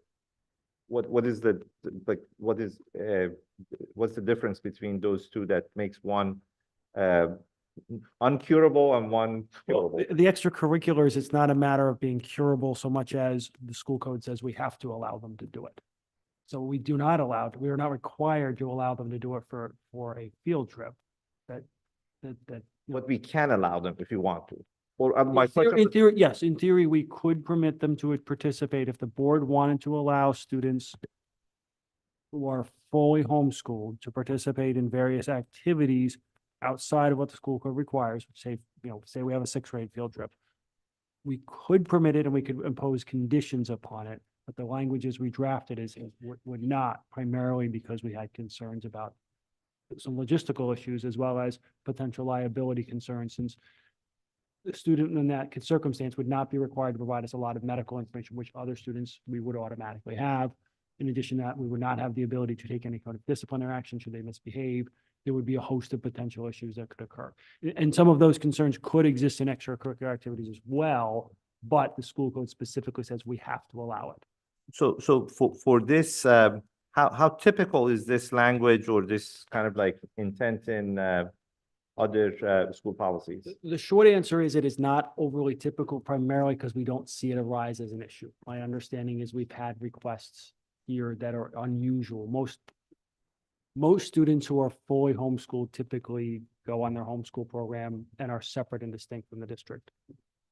My understanding from the administration is we have had, and I'll ask them to correct me if I'm wrong, some requests specific for students who are solely homeschooled to participate in certain activities. That is an unusual kind of scenario. We don't see that in other districts typically. Does the school code allow a child who is not enrolled in the school to participate in recess? Someone says, I don't want to go to class. I only want to go to recess. No, it does not. It allows for classes or certain kinds of co-curricular activities as well as extracurricular activities. Recess would not fall within that category. So my point is that that's say to me that, or lunch for that matter. Someone says, I don't want to go to class. I just come at 11:30, do the lunch in the cafeteria with the rest of the kids who I play baseball with, Mhm. and then go back home and do the rest of my homeschooling at home. Is that allowed by the school code or not? Or is it our choice? I don't know that the school code does not speak to that issue. And Okay. again, I think Okay. that's a practical reality of truth be told, I don't know that I've ever run into a scenario where a homeschool student wanted to come into. No, but because the homeschool student, if I understand it correctly, can say that I want to go to band and chorus, right? Yes. Yeah. And band and chorus are, I'm not talking about extracurricular band and chorus, but just band and Mhm. chorus. Correct. Yes. So they can pick subjects, and this is, I think, here, they can say that for this subject, we come to school, for the rest, we stay home, right? Yeah, and there are parameters in the policy that match school code to say it can't exceed a quarter of the school day, that there's a grade given to them in that course. Okay. Your examples of lunch and recess don't fall into that of being graded courses either, which is part Yeah. of what's included in the policy. Thank you. Any other questions, concerns?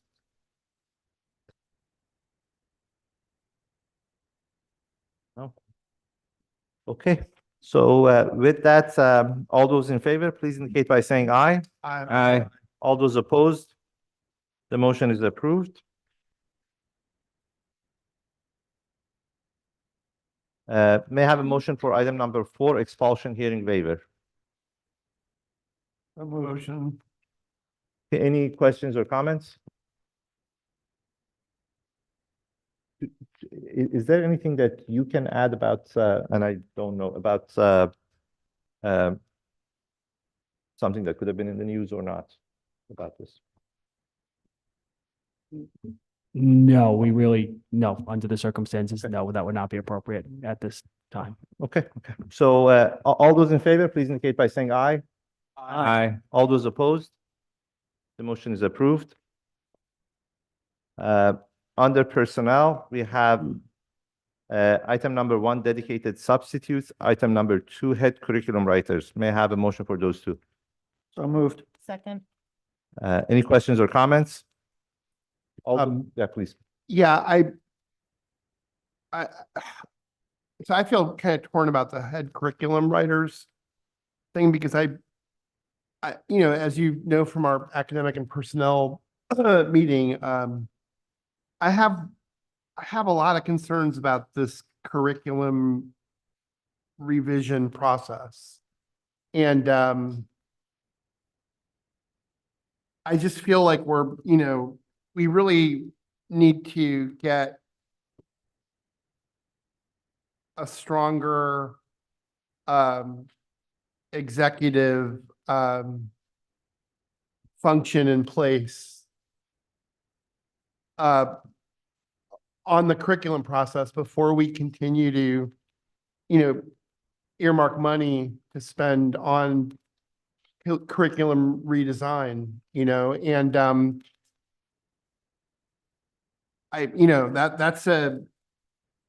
we have 2 key positions that we don't have on in our district, and one of them is the assistant superintendent.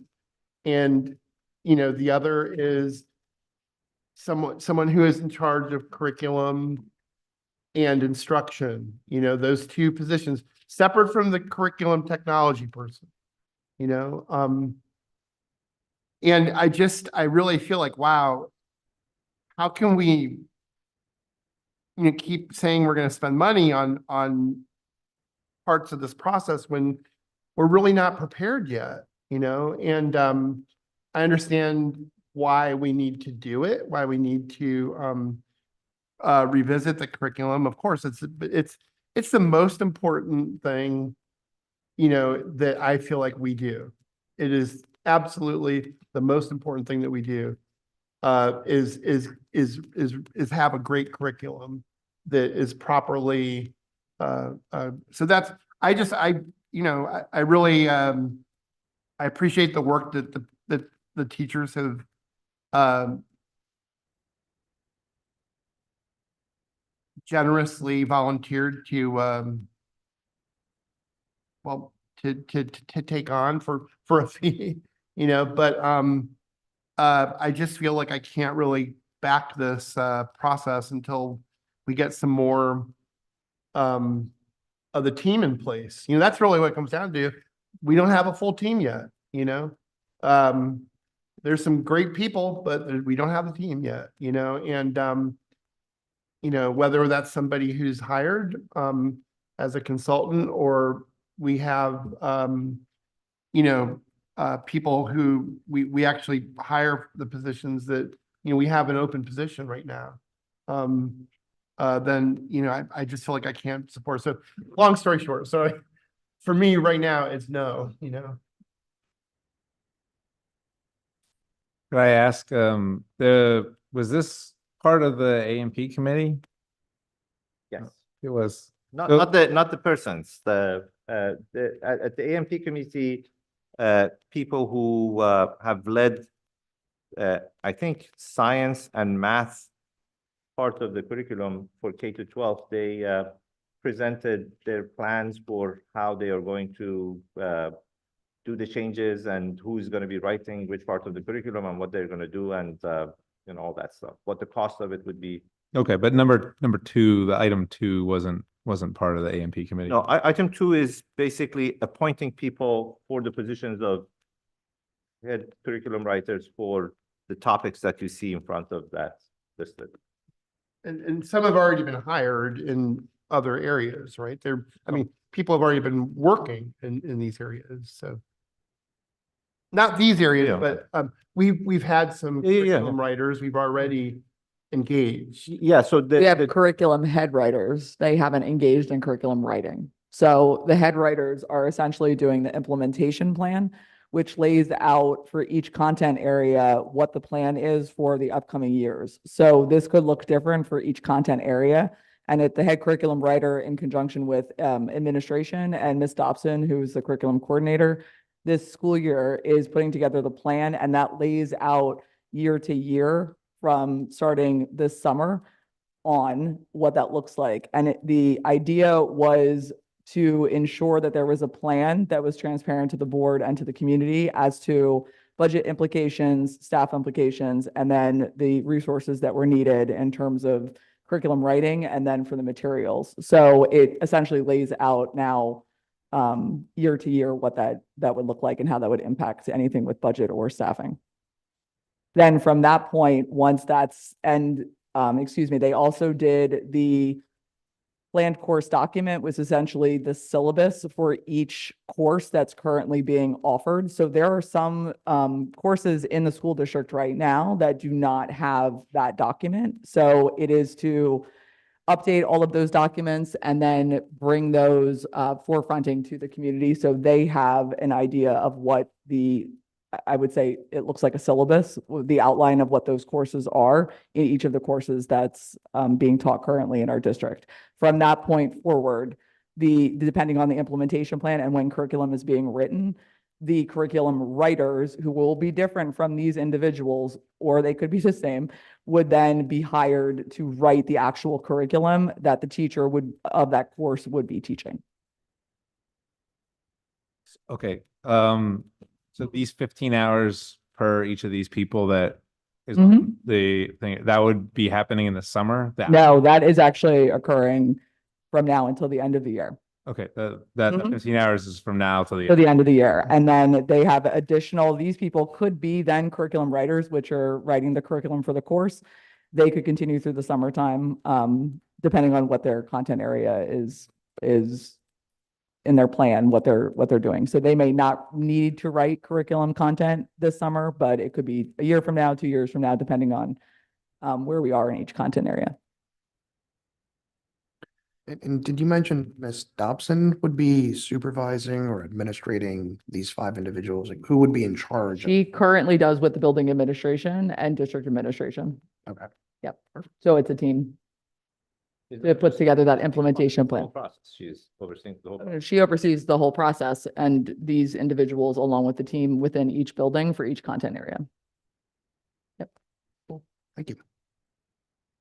I think, again, I think it's important for, especially for board members who are not who weren't at the AMP meeting, to understand that, it is my view that we don't have qualified people in place, qualified and experienced people in place to lead this effort right now. We don't, you can look at other districts, you can see they've got them. We don't, we have people who have some nice educational certifications. We have some people with leadership skills, which I appreciate. We have some people with technology skills. We have lots of people who can write curriculum, but we don't have the people in place who can oversee the effort, who really match up to what is the standard, and that's, and it's also not what we've done in the past. I just feel like we need to kind of get that in place. I don't really know why we don't have that now. To me, it's inexcusable, and it's a problem, and we need to fix it. And then once we fix it, it's going to be a lot better. I'm going to be a lot happier about this whole situation. So that's I would want other people on the board to know that. That's where I'm coming from. I just want us to be like most school districts. If I can just say one thing, and Mr. Bruno, you've said that during the AMP meeting too, and we had talked a little bit about it.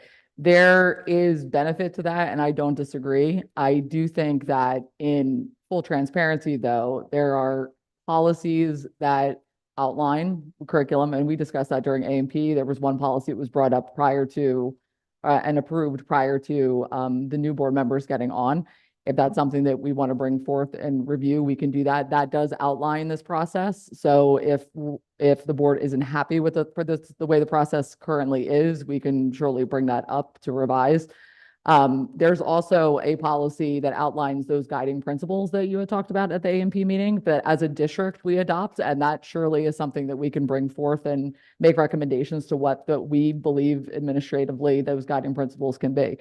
We have in the district in the past have had assistant superintendents that we had, and this is long before my time, but it's something that has been discussed. So anyone can jump in here to also give details, but there's been assistant superintendents that have been strictly in charge of curriculum. And you heard some of the administrators and teachers talk about the gaps of curriculum that currently exist. There wasn't a framework. There were administrators that philosophically believe something, and with curriculum, that philosophy, if it's not adopted by the district and we're hiring somebody that matches the philosophy of the district, we're essentially hiring them and their philosophy. And with each person that has come in has had a different philosophy and how they then go about curriculum and driving it from the top as you would want that person, the doctorate, the person who is leading it from the charge, their philosophy is what then overarchingly drives it. And we've had assistant superintendents that believe a program goes in place and there's no curriculum that needs to be written. That program is strictly that curriculum. And that's why in some cases in the middle school, we have no curriculum written for certain classes because that program, that book, those resources that were given were it.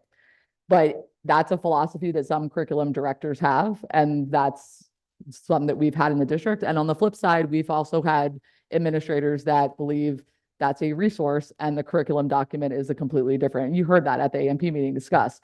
I would caution at this point going into any hiring unless we're very solid as a board and administration of what that philosophy and our guiding principles look like. And I'll be more than happy to discuss that with administration. But if we're waiting for a hiring of somebody to establish that and it's not established first, we're essentially hiring somebody based on their philosophy and not necessarily what we are looking at as the ideal of what we want for Saucon Valley. And that's just my. Yeah, when my you say 2 cents. we, I just want to say that we here is teaching staff. So this is that process is from my perspective, whether somebody comes there and tells 50, 60 people who are going to be involved in this what they need to do, or it's a bottom up where they will kind of like use the experience that they have had teaching and especially teaching here, the data that we have, and they will come up with different things. Again, I don't particularly have that a preference. I just note that, you know, for me and for you, there is no person who comes to us and tells us this is how your course needs to be, right? We have discussions amongst our colleagues. We come up with a sort of like rough way of, you know, distributing what's the content that we need to cover. And then each one of us will come up with the curriculum that we want to cover in our classes. We take it to our colleagues. The colleagues will approve it, and that's the curriculum. So I'm just making a note that that is the process that actually empowers the instructors. In this case, the teachers. In our case, us. I like that process. Now, it kind of like is, if we need resources, if we need to have someone to talk to see what we need to do about, you know, this thing or that thing, I'm completely, you know, in favor of that. But I just don't think that, you know, we're talking about something that is either unprecedented or is, I think the main problem here, and I've seen that, and I think there are other people here who have, which is that that top-down approach, especially when it comes to curriculum, causes a lot of problem. But this is, there are some of our teachers who will be very happy about it, and some of the teachers who are going to be very, very unhappy about it. So, and I've seen that happen, right? That would be poor leadership also. That would. But this is you get the person, she said about person with the philosophy. I'm saying that you get the person with the leadership and everything else that comes with it, right? So here. Yeah, I would also want someone who's not like, you know, rigidly like kind of doctrinaire in their perspective and you get tells people what to do. You get someone with the doctorate, they are doctrinaires. So that's kind of like, you know, that my wife was a doctorate. No, I know. I was just saying that this is like that you either want the doctorate or not. I mean, if it's a person to bring the, anyway, this is just as a, how about as a kind of like a third way, and this was brought up by you at the AMP meeting, and I like the idea of having a consultant who can kind of like come and help, you know, with this process this time. And that's, I think we've had at least one great person who has been here, helped us, you know, during the last year and a half. What's Betsy's last name? Dr. Gossipson, who was assistant superintendent at one of the bigger districts a little further up north for many years, and she worked here for I think a year, help with certain things, not curriculum, other issues. I mean, to me, it's also it's helping with this process. This is a big job, and I mean, you know, maybe the superintendent is willing to take on this incredible workload, you know, but you know, I need to know when to say, no to things. You know, I need to know when to let other people do stuff so that I don't get run down, you know, and you know, I have to do that in my own life. I need help. I can't do it by myself. And I would just feel more comfortable about the process if we had a couple other pieces of the puzzle there before we continue, you know, that's all. I think it would be unrealistic to think that we're going to get, you know, some ED from, you know, University of Pennsylvania or something like that is going to come in and wave a magic wand and make everything seem super smart. I don't think any of us expect that. I mean, I think I don't want to speak for other board members, but I think that we are pragmatists and want to move forward, but also bring a little more intellectual firepower to the process. This is not any disrespect at all to our superintendent, But, the superintendent is a really huge job and, curriculum direction and design and Imagineering is also a gigantic job, So this is, I think the point that you mentioned, I just want to say that I take it, and the sort of like injection of someone into the process that could help, and especially someone who can help, as a resource as opposed to as a boss, because that's one of the problems, is that when you have someone in a named position, which is a commissioned officer in the state of Pennsylvania, assistant superintendent, then that person is the boss. Whereas if you have someone who has experience with the process and can come in and help guide the process along with the teachers and these great head curriculum writers that we have here and we've had, then that person could be a resource. So, and I think. Could even be an advantage to not. But yeah, that was my point, is that this is one of the things that I don't know if you can, Ms. Velocity, take a look into it. This is typically, these would be people who are retired superintendents or retired assistant superintendents, or people who have had experience in this area as part of their past job, or people in academia who are working in these areas and they are willing to do something like, consulting for certain number of hours a week for certain duration of time. And if we can get someone to come help, I mean, I think that's always a good thing. And I would appreciate hearing from other board members too, because if I'm gonna, if that isn't, if we're kind of mapping out a little bit of a sort of spitballing a little deal here, then I'll vote in favor of this, basically, but I don't want to vote in favor of something that other board members are also feeling a lot of reservations about. I'd like to hear from other board members. What do you think?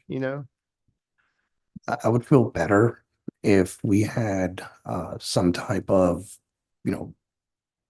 professional level advice or resource or whatever may have you, somebody to come in and assist these 5 to 7 individuals here to work on our curriculum in general. Whether that be a director, an assistant superintendent, I'm not quite sure.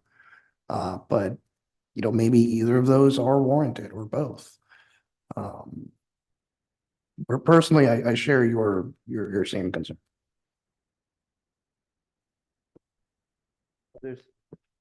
Sure.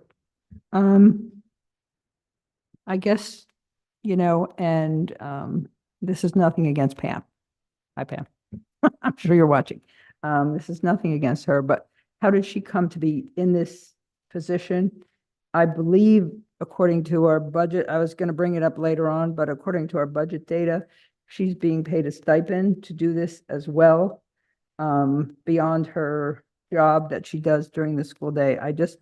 If I could have that information, how was she chosen to oversee this? And then we don't typically have someone overseeing something that they're also a participant in, in writing the curriculum then.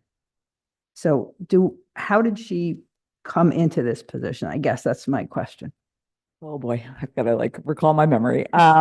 She had shown interest in curriculum instruction. We had posted for a director position. She had applied for that position and believed interviewed. She was one of the top candidates, if I remember correctly.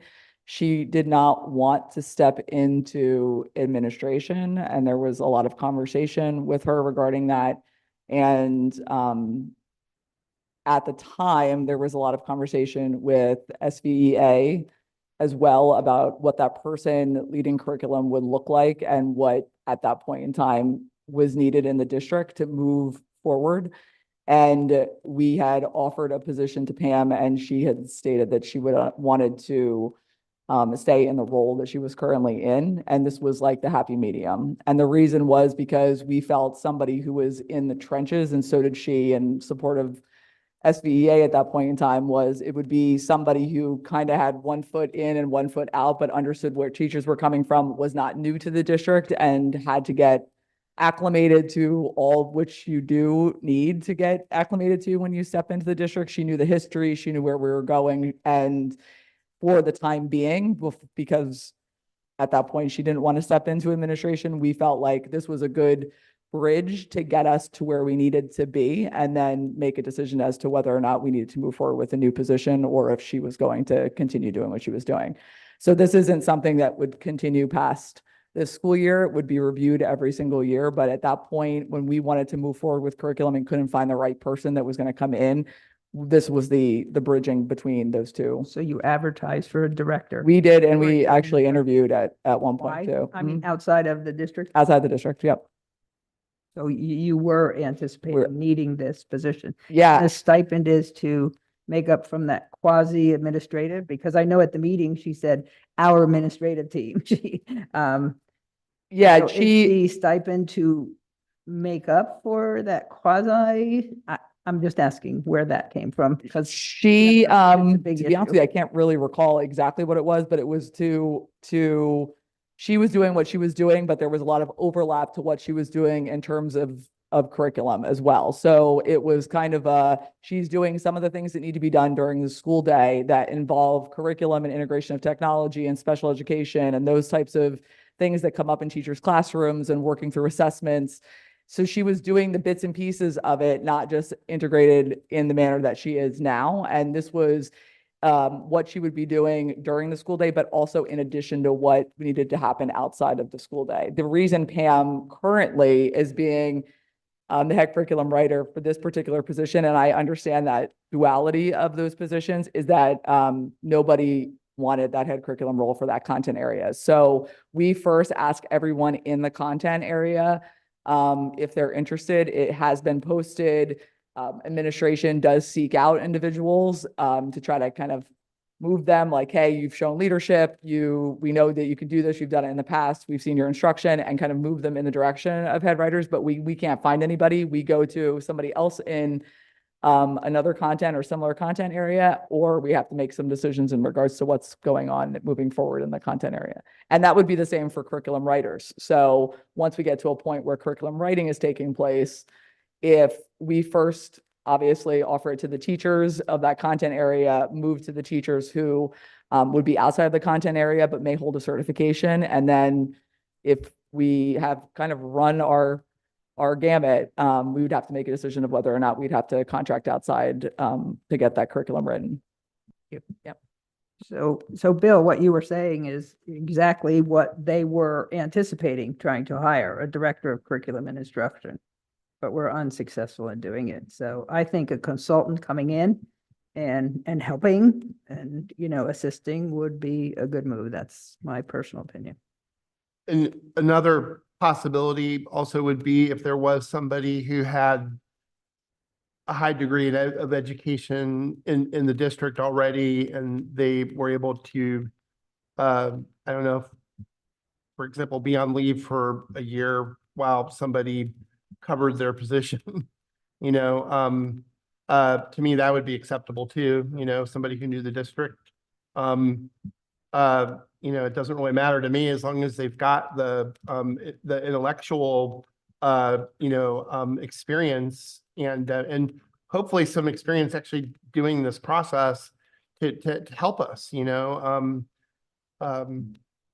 so that's also, and I just want to ask Lynn Cheddar, I think that name is correct. Is that somebody, because I keep seeing them, like I saw them on the budget, and then I saw them on LinkedIn. They had curriculum experience. Is that somebody who can help us, or? I'm just going to caution everyone about bringing names of staff for the reason that okay, things yeah. could come up that, so let's say, that part of it, I'm saying it completely out of respect for their privacy, and also again. Well, it was on the budget. Right, so- yeah, no, what I'm saying is that, your question could be good, but the answer to the question could sort of like require Okay, revealing yeah. things that I'm. Okay, fair enough. But anyway, But I think I take your point, and I think Ms. Velocity also took the point that if there is anyone else in the district who can assist in the process by sort of like doing reshuffling, I think that was your suggestion, right? So So move things around if needed, so that somebody would have some time to be able to help the process in the guiding of it. If we are not successful to get that consulting from outside.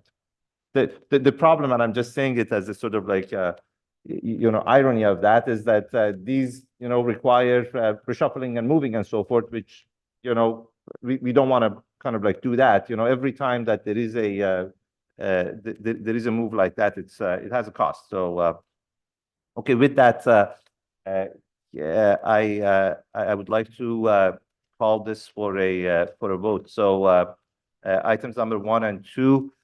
All those in favor, please indicate by saying aye. Aye. All those opposed, the motions are approved. Dr. Baxat, if I may, Yes, I'm please. sorry to jump in.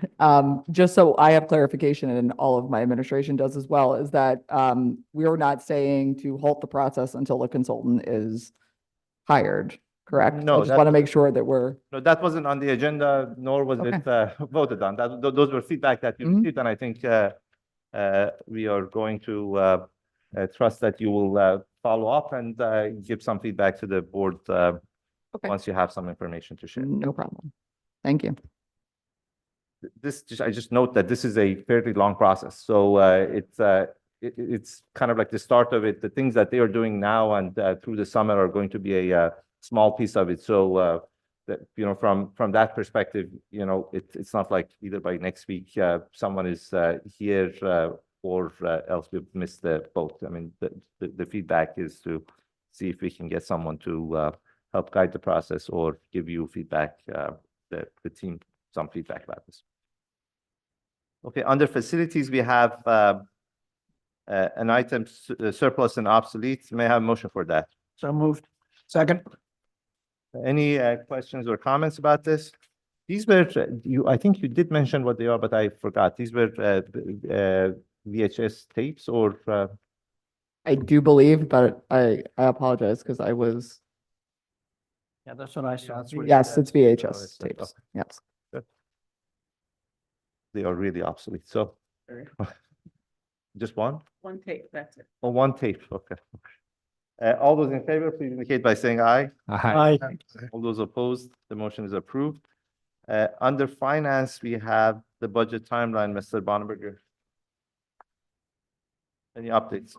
Timeline hasn't changed. No, I have no new updates. We will be discussing budget and the different budgets from the buildings at the next finance meeting. What is the balance as of now? Because I think that was it settlement that we approved a couple of months ago. It has a recurring kind of a component to it, and then it had I think, one-time thing this year, right? Next year, it'll increase about 400 and some $1,000 compared to what it currently is.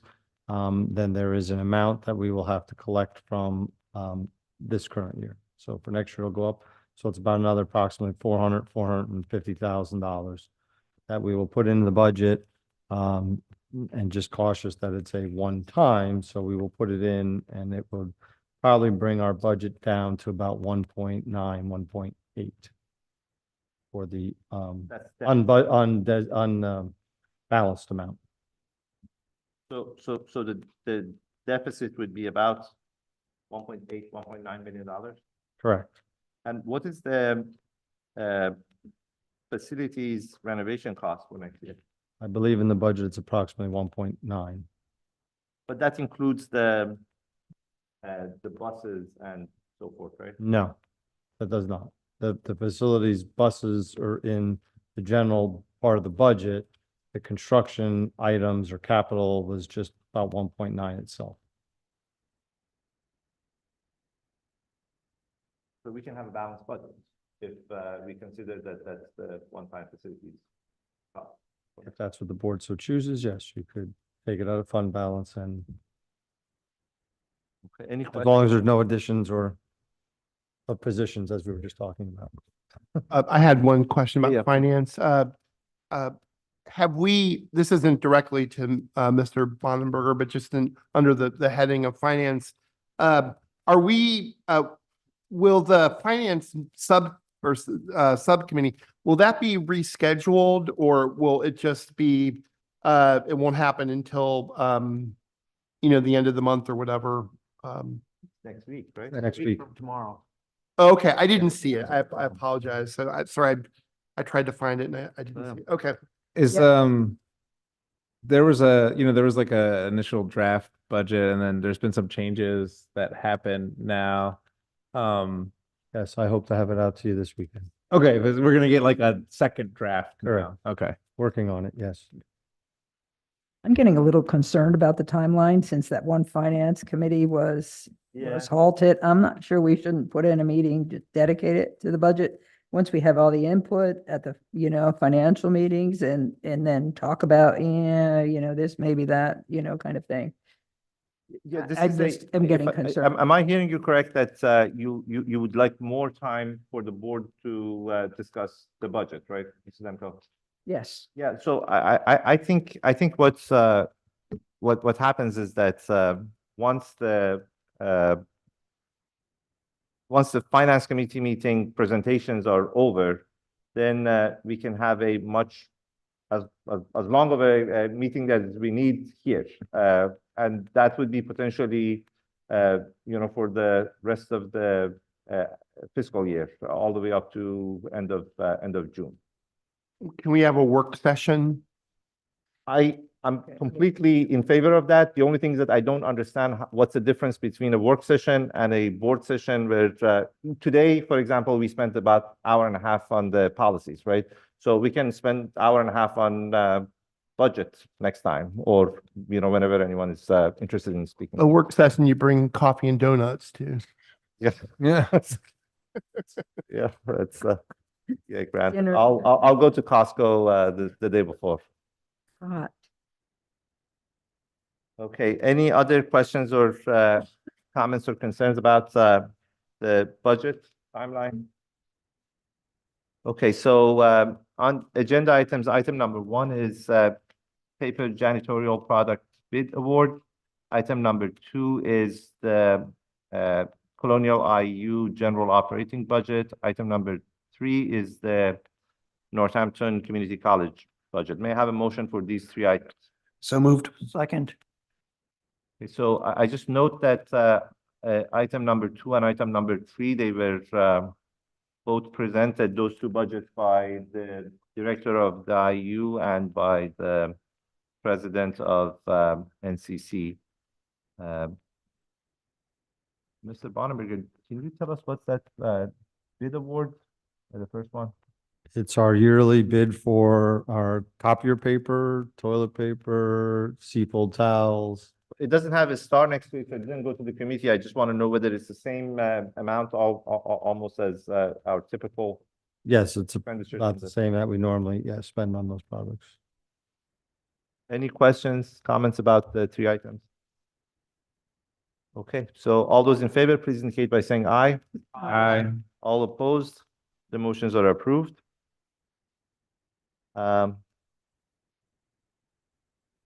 Community updates, the chamber, Mr. Conte. No meetings, so nothing to report. Okay, Ms. Magnata is not here today. NCC, I have a short report. I'll mention that next time, but we have the recommendation for approval. We have a slate of candidates for the trustees that are up for election or re-election.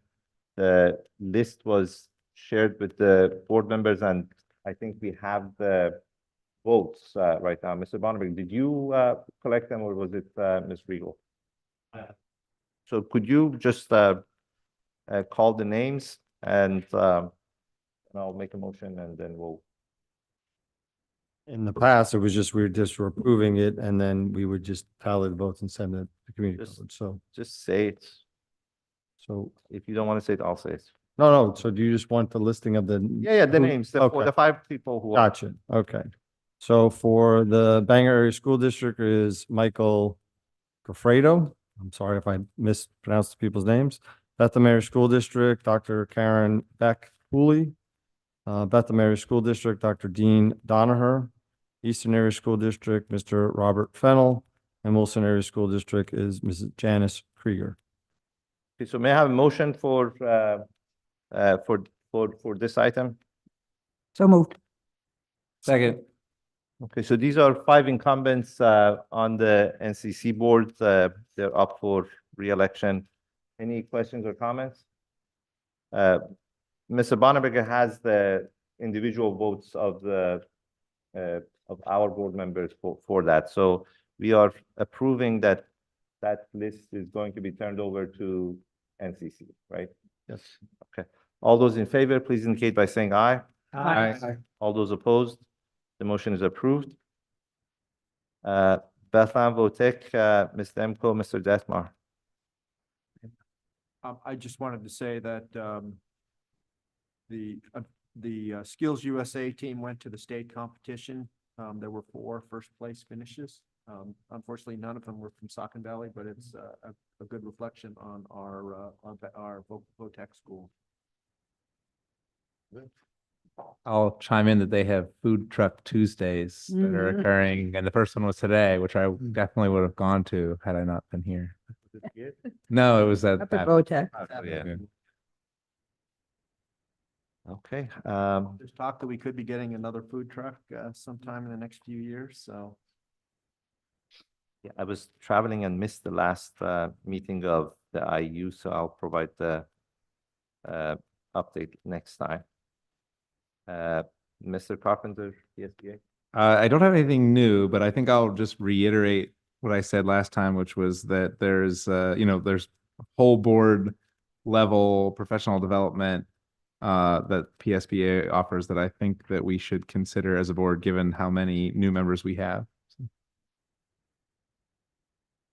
How is it going to happen? So Yeah, it's a good question. Excellent question. I don't know. There's a I'll send an budget cost email. to it. I'll recommend. I'll make a recommendation, I guess. I don't know. so this is in addition to the mandatory. Yes, that's correct. Yeah. Is there one of them in particular that you recommend more? I think I talked last time that there's one about superintendent evaluations.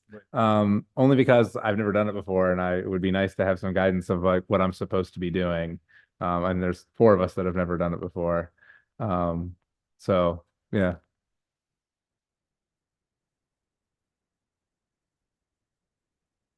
Can you get a little more information about that and share it with me? I will. Okay, thank you. New or old business, anyone? Yeah, I have some new business. I just want to quickly ask, Kyle Beller sent us all an email, and I'd really like to know the information as to why the baseball players weren't allowed to go to the Eastern PA Sports, the media thing that they were having. ISU.